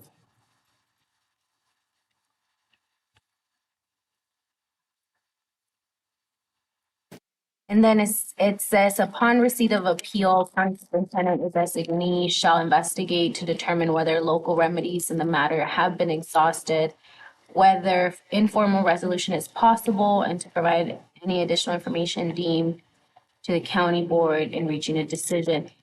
And is this, so this would be kind of what we talked about that Manuel Escondido was doing, right? Now, when these situations happen, we won't hear about it unless it comes to the board, correct? And then will those, the back and forth or the like possible remediation that was done, would that be shared with us? Is that part of it? Or is this is just like kept internally and then, you know, whatever we get is just, go ahead, no, go ahead. I was just gonna say, it only comes within the board's jurisdiction if appeal actually comes forward. Yeah. And so when we put this in here, is it because it did, that wasn't part of it? That was, that, No, that language was there, it was just in a different place. okay. So, part of the red lines that you see was just moving language, rearranging language. The only real new language in this policy is relating to, some recent new grounds to delay the hearing date. And that's on the third page of that red line where it says appeal hearing. And then it lists 4 different reasons where the law now allows additional reasons to extend the hearing date. Oh, okay. So that language there is what's new to the policy. Everything else is kind of just rewording and rearranging to make it make more sense. It was just time to look at it again and make some changes. Yeah, and I noticed I did look through the whole thing and it seems like most of it was either just like clearing the language or just rewording it to apply to the ed code. The other part that it's in the next page 62, that talks about county authorizes the county superintendent or designee to determine whether any of the above circumstances exist and to extend the timeline for the county board to make the required determinations. And right above that, it talked about the county board shall within 30 calendar days of appeal being filed determine whether to permit the student to attend the district, and then it has like a list of different things. So like, can we get an example of when like something like this would apply? And like, does that mean the decision would be made like prior to it coming to the board? So the intent of that language is to transfer that decision making on whether to extend the hearing date to the county superintendent, just for practical purposes. Okay. Because otherwise, we'd have to come to the board, get your permission, and then it would take 2 board meetings to get to a decision. And so that's the intent of that decision, or of that language there, and is basically to put the authority to decide whether there's grounds to extend the hearing date on the county superintendent and her staff. Got it. Okay. It might be like for holidays, if it was, they applied right before Thanksgiving, and then there's the Thanksgiving break, and then there's the Christmas holiday break, that kind of thing. Or somebody could be hospitalized or, pretty legitimate reasons to not be able to attend. Did you clean this up or did this come from as Edgar's? It was me, yeah. You did? Yeah, because Gamut doesn't have a policy specific to county offices on this subject, so yeah, Really? this is our own. Right. Well. Any other questions? Is there a motion to approve these policies as So moved. shared? I'll second. Motion by Clyde, second by Burton. Roll call, please. President Masumoto, Yes. Vice President Tapscott Munson, Yes. Member Burton, Yes. Member Clyde, Yes. Member Robles. Yes. Great, thank you so much. Motion carries. Okay, moving on to administration.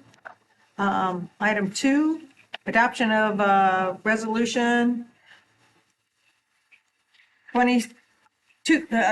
2026-06. Yes.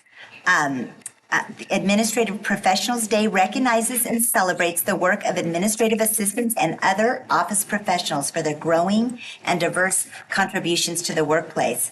The position is unique in the realm of organizational roles and responsibilities, and we know well the public's initial contact with the school system and often our offices through our administrative professionals. And we know that their skills are rooted in human relations, communications, verbal presentations, and more. So we recommend that the Board of Education join me in hereby adopting this resolution, proclaiming April 25th through the 30th as Administrative Professionals Week in the Fresno County Superintendent of Schools. So we don't have any secretary anymore? Administrative assistant. Not in this office. No more Girl Friday. Any questions, She does comments? everything. Is there a motion to, Second. motion by Clyde, second by Tapscott Munson? Thank you very much for your Roll service. call, please. President Masumoto, Yes. Vice President Tapscott Munson, Yes, we couldn't do it without you. Member Burton, Yes. Member Clyde. Yes. Member Robles. Yes. Motion carries. Thank you. Item 3, consider adoption of Resolution 2026-07, recognizing April 22nd as Earth Day. The global theme for Earth Day 2026 is Our Power, Our Planet, emphasizing collective action and individual choices in environmental stewardship to influence clean energy, health, and economic stability. Environmental literacy supports student achievement in science, technology, engineering, arts, and math while fostering critical thinking and civic responsibility. We invite the Board of Education to join us in adopting this resolution, Earth Day 2026. Comments, questions? No, that's been going on a long time. Is there a motion? So moved. Second. Motion by Burton, second by Robles. Roll call, please. President Masumoto. Yes. Vice President Tapscott Munson, Yes. Member Burton, Yes. Member Clyde, Yes. Member Robles. Yes. Motion carries. Item 4, consider adoption of Resolution 2026-08, recognizing April as Autism Acceptance Month. Autism Acceptance Month is observed each April and continues to promote understanding, inclusion, and the celebration of the strengths and individuals with autism. Autism affects approximately 1 in every 54 children in the United States, and as diagnoses continue to rise, so does the need for increased public awareness, equitable opportunities, and compassionate support. This month encourages us to honor the unique experiences and perspectives within the autism community and to advocate for inclusive educational, social, and workplace environments. We invite you to join me in hereby adopting this resolution to encourage all Fresno County districts to participate with appropriate activities and curriculum. So moved. Second. Motion to approve by Tapscott Munson, second by Clyde. Roll call, please. Richest guy in the world is autistic. President Masimoto? Yes. Vice President Tapscott Munson? Yes. Member Burton? Yes. Member Clyde? Yes. Member Robles? Yes. Motion carries. Consider adoption, item 5, adoption of Resolution 2026-09, recognizing National Child Abuse Prevention Month. Child Abuse Prevention Month is observed annually in April to raise awareness of child abuse and neglect and to promote the social and emotional well-being of children and families. We know that effective prevention requires collaboration among educators, families, community agencies, and child welfare professionals, and that prevention efforts in Fresno County school districts include promoting positive school climates, social emotional learning, and access to counseling and support services. Please join me in recognizing this resolution for National Child Abuse Prevention Month, April 2026. Motion to approve the adoption. Is there a second? I'll second. Motion by Tapscott Munson, second by Clyde. Roll call, please. President Masimoto? Yes. Vice President Tapscott Munson? Yes. Member Burton? Yes. Member Clyde? Yes. Member Robles? Yes. Motion carries. I'm just chiming in there. Item 6, adoption of resolution 2026-10, recognizing Sikh Heritage Month, April 2026. Sikh Heritage Month is observed each April to recognize the history, culture, and contributions of Sikh Americans and Sikhs across the world. Sikh Americans have made significant contributions to education, public service, the armed forces, business, medicine, and civic leadership. And I could say much more, but at this point, I think I'll just say I invite you to recognize Sikh Heritage Month for the month of April 2026. Do you know the history by that, how that got started? Yeah. I don't. 9/11. Oh. And they got singled out and were unfairly treated, and so this whole thing got addressed. Anyway, I'll vote for it. Is that a motion? Yep. I'll second. Motion Clyde, second Robles. Roll call, please. President Masimoto? Vice President Tapscott? Yes. Member Burton? Yes. Member Clyde? Yes. Member Robles? Yes. Item number 7, adoption of resolution 2026-11, recognizing Hmong History Month, April 2026. Hmong History Month provides an opportunity to recognize and celebrate the history, culture, resilience, and contributions of Hmong Americans in our community, state, and nation. And the Hmong people possess a rich cultural heritage rooted in Southeast Asia with long-standing traditions in art, music, storytelling, agriculture, and family life. Hmong Americans have made significant contributions in education, public service, business, healthcare, the arts, and civic leadership, strengthening the fabric of our schools and community. So we recommend that the Board of Education join me in adopting this resolution, Hmong History Month, April 2026. So move. Second. Motion by Burton, second by Tapscott Munson. Roll call, please. President Masimoto? Yes. Vice President Tapscott Munson? Yes. Member Burton? Yes. Member Clyde? Yes. Member Robles? Yes.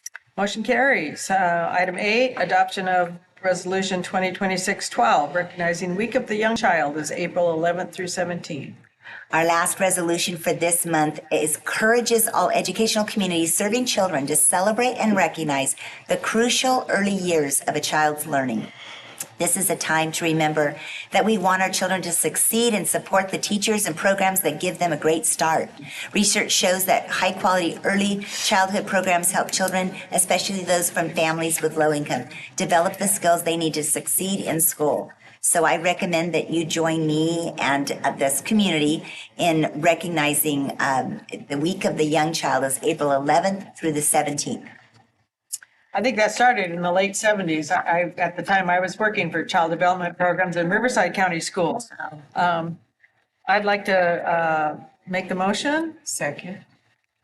Motion Masimoto, second Tapscott Munson. Roll call, please. President Masimoto? Yes.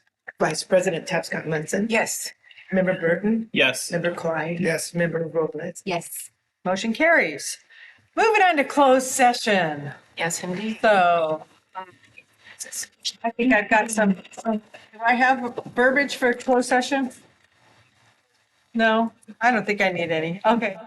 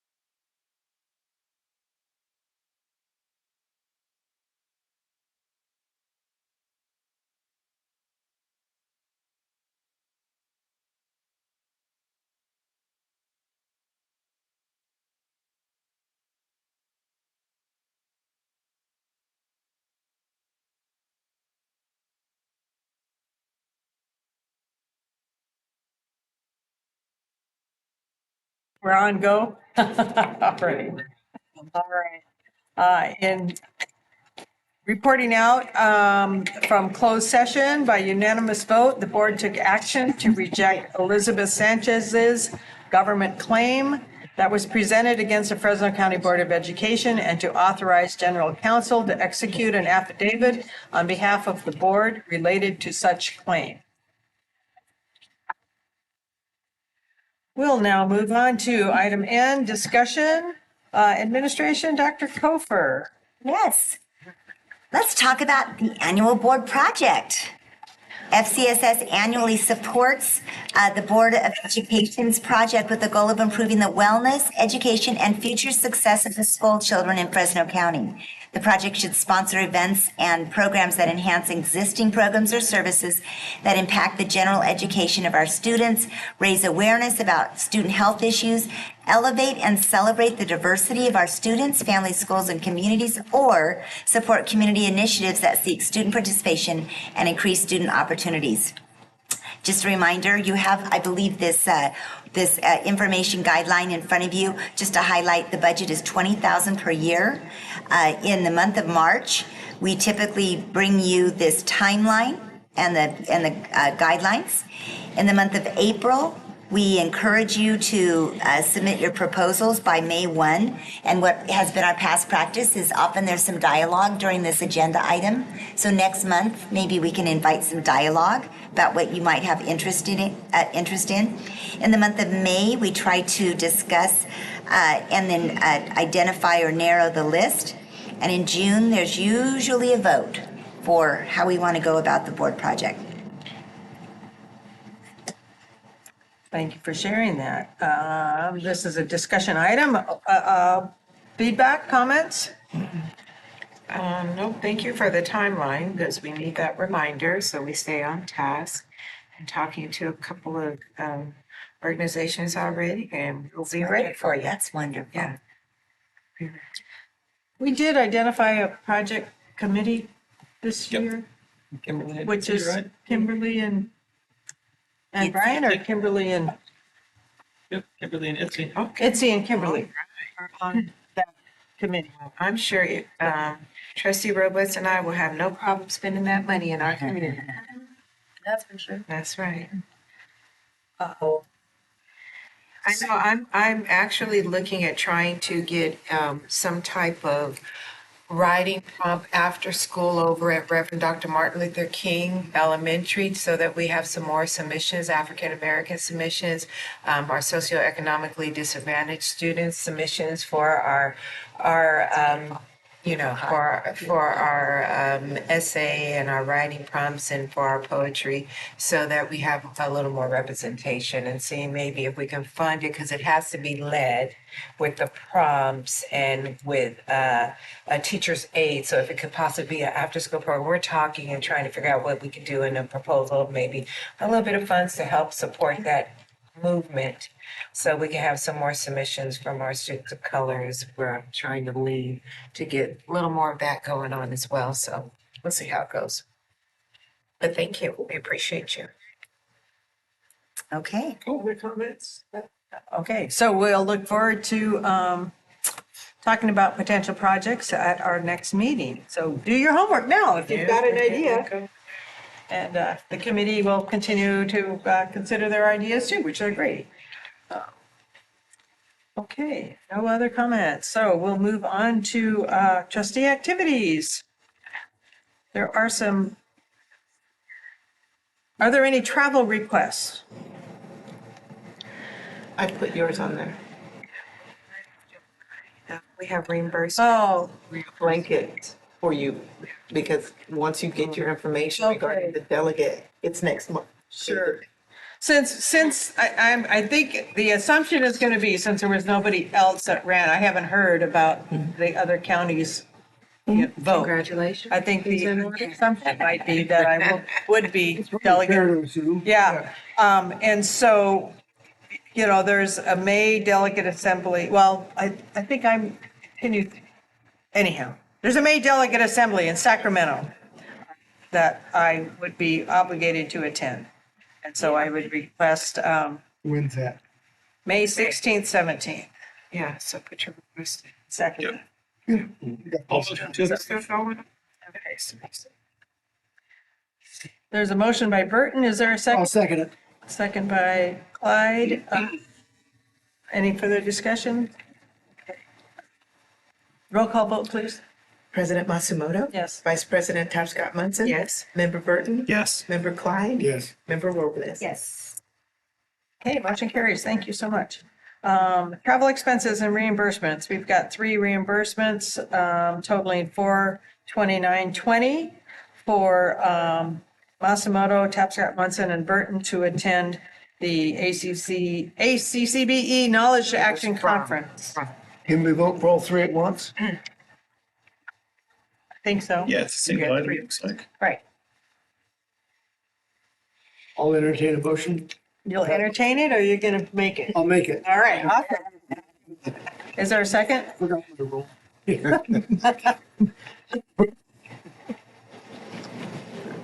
Trustee Robles? Yes. Second? Oh, Would you second? oh, yeah. Say yes. It's the only one that's. not Well, there. you're the only one that's on Okay, listed. I'm thinking that might be Like, oh, appropriate. That's a good idea. Okay. Roll call, please. President Masumoto? Yes. Vice President Tapscott-Munson? Yes. Member Burton? Yes. Member Clyde? Yes. Member Robles? Yes. Great. Okay, moving on to correspondence. Any correspondence? Anyone needs to report? No? Okay. Comments by board members. Who'd like to go first? It's late. That's late. Deb and I went to Florida Literate Youth. That's all I had to say. I'll yield the rest of my time. I just want to say we worked really well together today. We've got, some closed sessions and some things going on. And I just love the way our board together and our fluidity. Agreed. Great. Brian, anything you want to report? Oh, he's got his book out. I got my book out. He Got my book out. I'll start with the most recent because that's my best memory, I guess. ROP Advisory Committee, we met yesterday.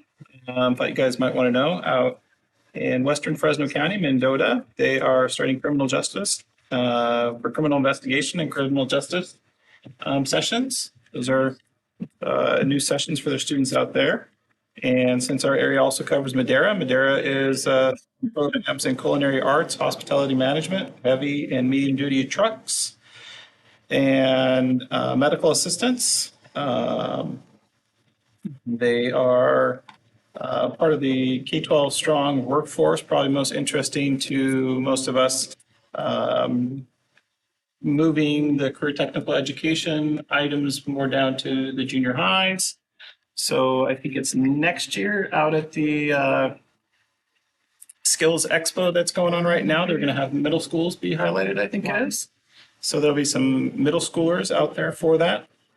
I thought it was interesting that right now they're doing the ROP surveys. And so it'd be interesting to bring that back to you guys. And that's where they actually survey students who were in career technical education and ROP. And try to get them to respond back about their experiences in that. It's very good to hear the office's work with designated subject career technical education teaching credentials, and that they're going out to do their mid-year checks. I think it's they did them in January with the teachers, and then they're doing this on-site inspections, I think. They were talking about next week, and I was like, man, you guys are busy. You're just finishing with this, being out in the heat all week long, and then you're already into the people's classrooms next week. And that a lot of the teachers that are at the competition this week are first and second year teachers. Oh, wow. And so that was pretty interesting to hear how many new career technical education teachers there were. The Educational Youth Corps, which is who did the reading, I want to call it like reading buddies almost. They did the reading, and I think that we did some support with that with one of our grants, I think. That they had 130 students participate this year. Wow, that's great. And so they did some amazing work with that. That actually trained literacy mentors. I shouldn't call them reading buddies. Trained literacy mentors. And like I said, Career Skills Challenge will be opening up. That's at Fresno City College. I think they were talking about round two, that they'd already had 1,200 registrations, and they had expected to have a few hundred more. So they were very full with that. So lots going on. And then districts and schools with adult education for career technical education, they've really tried to expand their programs where districts like Kerman, Tranquility, Central, Golden Valley, they have adult classes where they're teaching items from forklift to many other career technical education classes. At night, they're teaching over spring break, they're teaching during the summer. They're reaching out to help persons in those communities have greater job skills and to improve on their job opportunities. The design build competition was really nice to go to. If you get a chance to, even tomorrow, just to drop by Carruthers and go out there and check it out. Or next year, put it on your calendar to go to. Had the really nice opportunity, of course, of conversing with a few of the students from Worsley who were able to be out there at that competition, which was really nice. ACCBE, we had our, I'm going to call it like the mini conference there in Modesto that three of us were able to attend. I thought it was a really good opportunity for us to get together. We were able to have a state assembly member and a state senator meet directly with us, talk to them about issues we're having in our community, hear their perspectives on education there, and how we might be able to better work together. And then have several sessions on many subjects. I participated in a session on kind of being an advocate as my serving some role with the advocacy committee, which I attended on March 16th. And you led a session. Yeah, that's the advocacy. They had somebody who had to step out for Chinese New Year for a family activity. So we talked about at the advocacy committee that the current term for the California State Legislature, it seems to be going to be very difficult to move anything through that has funding strings attached to it. Kind of obvious probably with the California budget items that are in the future. They're also talked about that in our group that's just there. There seems to be quite a few county superintendents that are retiring and being appointed by their boards who are elected but now need to be appointed because they're retiring midterm, or who are appointed by the boards who are being appointed. Sacramento is having some delays in even getting their application process out because they hire a superintendent. We talked about several bills, like SB 1082, about interdistrict transfers and moving that process to where both districts receive the transfer at the same time to begin the review process, and then giving them 60 days to review it. Because right now there's no actual time limit, so a district can kind of just sit on transfer requests. But if they didn't respond to those transfer requests, they'd be automatically approved. There's still some from the old session, and they're not going to be coming back.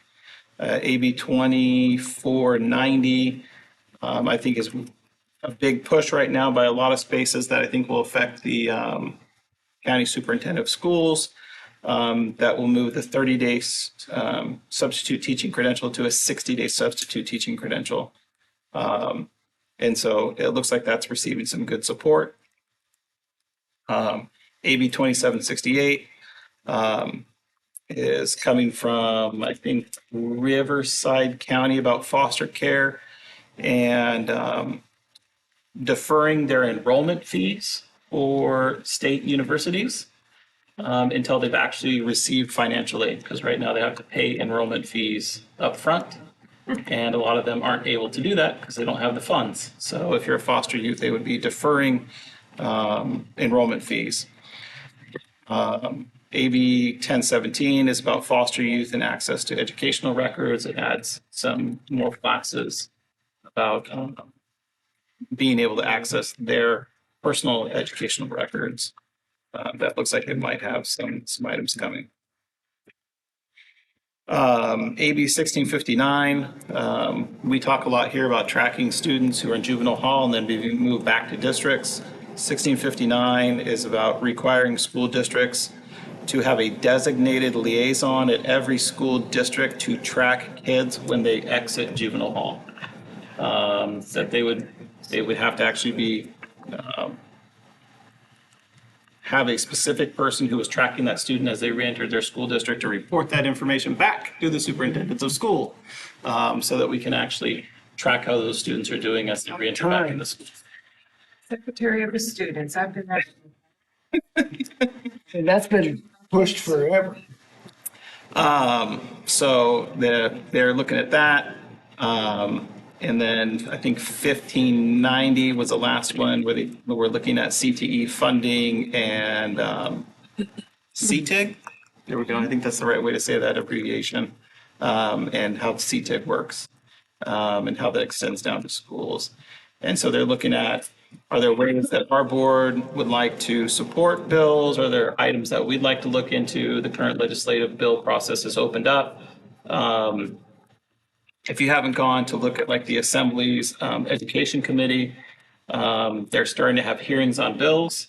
And so what we're doing is we're starting to chunk down and look at what are all the bills that are coming to the state through the Assembly or through the Senate, dividing them and then saying which ones apply to anything education, and then which ones do we want to send up to the ACCBE board to say, do we want to consider supporting these? And so those are some of the items to look forward to. I pointed out to them when they were talking about, I cannot remember. Oh, they were talking about reporting. One of these, there's another thing that's in here about reporting. There's something about reporting that they were talking about. No, they were talking about reporting and the number of reports that school districts have to make. And I was like, oh. We call it redundant reporting. Yeah, and I was like, hold on, I have a link to send you. There was a hearing about it, I think in the Assembly, and the Fresno County Office of Ed was well represented on February 25th. I will send you the link to the video of it, all of the materials, and you guys can start reviewing that. So if they do reach out, hopefully we will see. So we'll see some of those. So hopefully I'll have some items coming back from that. So kind of a productive item, and good to get to know, and being up in Modesto. I would say Modesto. Yeah. I haven't been to downtown Modesto ever. So it was an experience to go to downtown Modesto. So it was an enjoyable time, and getting to know some of the board members from places that don't normally go places because they're too far away or they're from smaller school districts, and kind of see where they're going and what kind of support that they need. So that was mine. And again, my normal item of get out and see the items that are going on. We're just talking to Superintendent Dr. Kofer. Today's a busy day. You've got an item still going on out in Carruthers in 4 minutes, and science fair is happening. Our board meeting is happening. So it's a busy week, and there's still lots of activities going on. And get out and be with students, take your family with you, and show them the highlights of the things that kids are doing all around Fresno County. Thank you. Trustee Burton, thank you, reporter. I can't remember. Well, that was a lot. No, I appreciate our fluidity. Yeah. My quick report, I'm representing our region and CSBA. This week was Legislative Action Week. I was on 5 different calls with local assembly people or state senators and or their representatives. Some of the primary issues, some of them are budget related, some of them are legislative related. Budget related, CSBA is trying to make their voice heard about being opposed to the Prop 98 maneuver that the governor is trying to enforce, put into his budget. Anyhow, they're also supporting the COLA as in the budget, supporting the student support and professional development discretionary block grant, but wanting to make sure that it stays discretionary, because history has shown us that often doesn't happen, even though it's called a discretionary grant. Sometimes additional strings are attached. They're also supporting the 60-day substitute teacher legislation. There's a package that was, they had a press release this week, or press conference. There's a package that CSBA is promoting of 4 assembly bills to kind of put a little pressure on the state to be more accountable for helping districts and counties close the achievement gap. So they're, from wanting a statewide plan and a state dashboard, not a dashboard of how we're doing, but a state of how's a dashboard of how's the state doing on the different initiatives.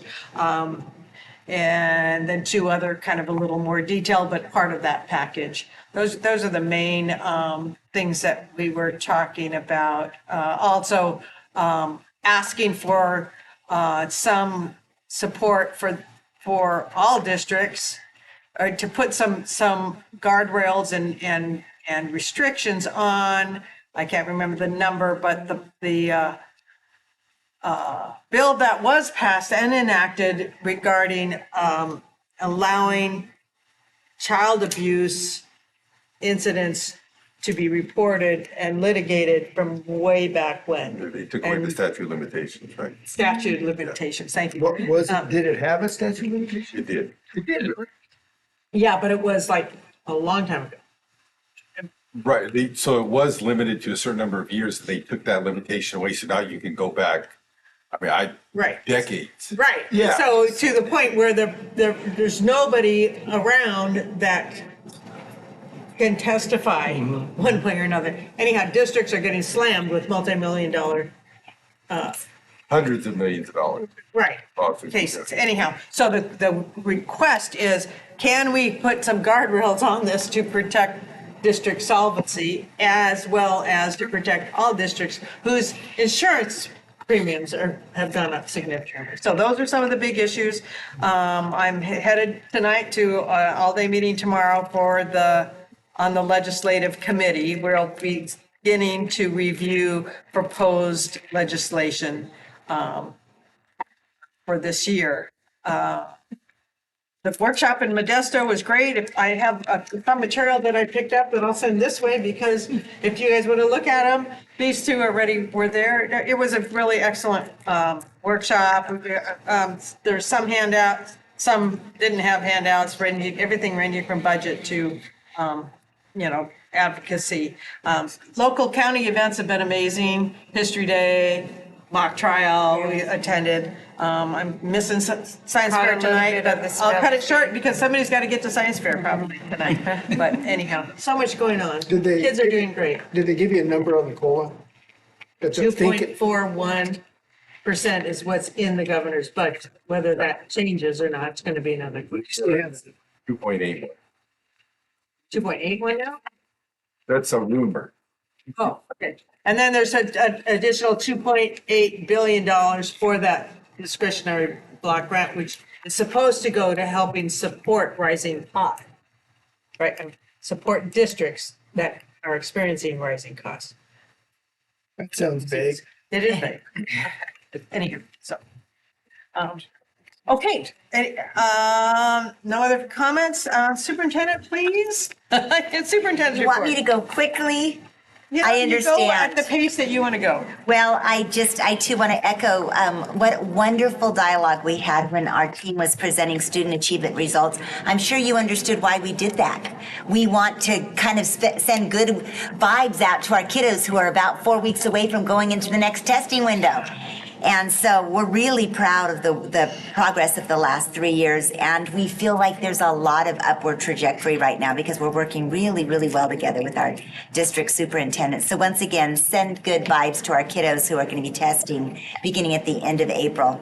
That seems like a good opportunity to share that, I go out and I speak to communities all the time about the state of education, and I have a slide that says, in the last 3 years, we've had 11 California State Distinguished Schools. Actually, I think I've been saying for the last year, we have 10 California State Distinguished Schools in the last 3 years. Well, I'm here to tell you that my last presentation, my slide was outdated because in the last 1 week, announced on March 12th, we had 11 more middle and high schools across Fresno County that have been recognized among the state's top performing campuses, earning the designation of the 2026 California Distinguished Schools, and they deserve to be recognized. Congratulations to Buchanan High School, Baird Middle School, Design Science Middle College High School, Edison Computech Edison High School, Duncan, Philip Patino University High School, in Kings Canyon, Reedley High, Reedley Middle College High School, and in Sanger High School. So 11 more for a grand total of about 21. Wasn't that in the B? It was. Yeah. Yes, we did we wanted to make sure we shared that information far and wide. Again, a testament to our teachers who are working hard, our leaders, and certainly our families that are coming alongside and making sure our kids have every opportunity for their success. The interesting thing about student success is it's best measured in their opportunities to show how smart they are. And so to the point about our county competitions, there's a lot you could say about them. They have been beautifully executed. The thing I'm most excited about is that every single activity that we have for kiddos is up in participation substantially. So design build in 2 years ago, we had it in a parking lot. We had about 40 or 50 kiddos. Last year we had 300 kids at Carruthers. Today we have 1,000 students, 100 industry partners. That means we probably have about 500 industry partner representatives physically working with our students. And then in a really interesting twist, Carruthers, because they're literally across the street, are bringing sixth graders to come tour the facility to see what they can get involved in middle school and high school, for a grand total of about 1,200 students involved in design build. I think that's like a 500%. Someone else do the math. That's a lot of percent increase. It's really amazing. Then they pointed out that the industry partners just for this year contributed about $250,000 to the competition. Wow.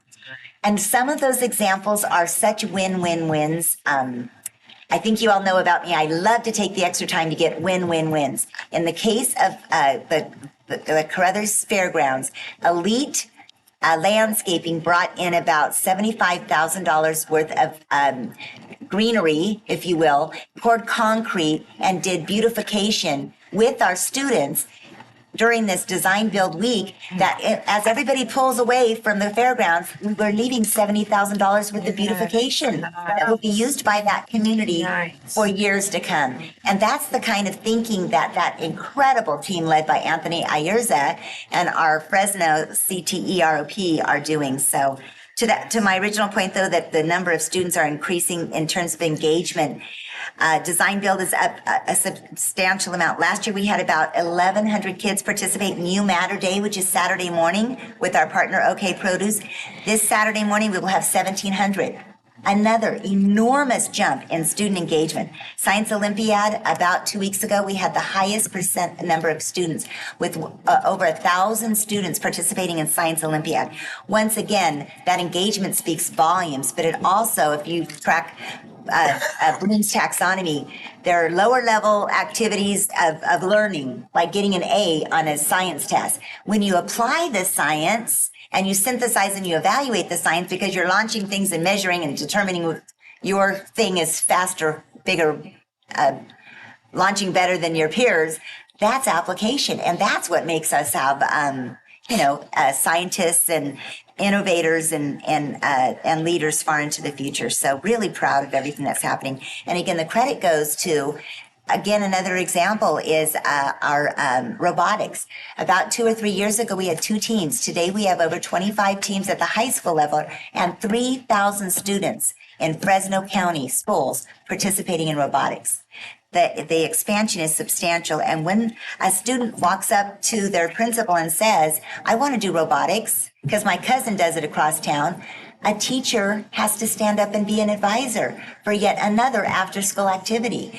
And so again, compliments to our adults who are coming alongside our kiddos and making sure our students have these outstanding experiences. Briefly, I'll just mention that we're having Arts Education Appreciation Month in our lobby, and they are extraordinary. Our students are really, really talented. The ribbon cutting for the sound booth at Raymaker was a true celebration because we were filling the gap and a testament to the fact that we used our COVID money really well in meeting that particular need. And then we also conducted climate survey results. You probably know that we've done a staff survey every year for 3 years because we respect feedback and we're accountable to what our staff thinks we can do better or more of or refine. And this year, because we felt like we'd gotten so much good intel over the last 3 years, we made it a little more focused on departments and gave staff a chance to say specific to their own department. And our results in those surveys were on a 5-point scale. We had approval ratings of 4.22. So things are going really, really well.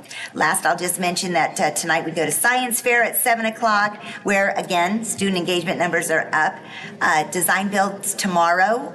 There's a culminating award ceremony. And if you go, you'll be able to thank all of our industry partners for their participation and support of our students.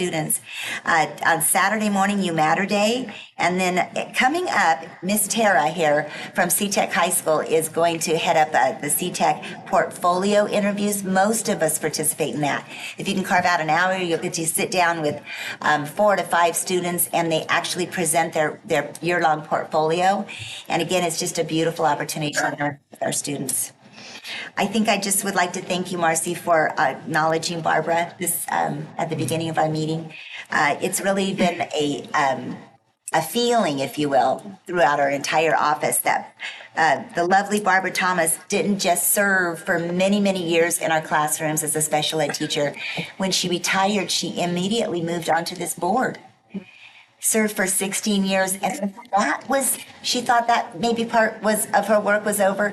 She still volunteered twice to fill in a need at our county committee. And this last year, she had a lot of work to do as a member of that 11-member committee. So people like Barbara, who never stopped giving back to our students, really should be celebrated. And it's a beautiful thing that our she sat next to me, and she was my big source for anything special ed. Mm-hmm. She knew that. She lived a long, beautiful life. Anything about services? Yeah, it's in the, yes, if you don't have, 18. I think it went out to everybody. April 18, I think. Yeah. And it would send it. Oh, it does, okay, well, we'll make sure you got it. Just today, we got more clarification on the services and sent it out. But you know what, I can hand it to you. And then don't forget about History Day, that 3 of us attended History Day at Fresno Pacific University. That was very nice. Got to do that. Okay. Are there any future agenda items you'd like to bring forward?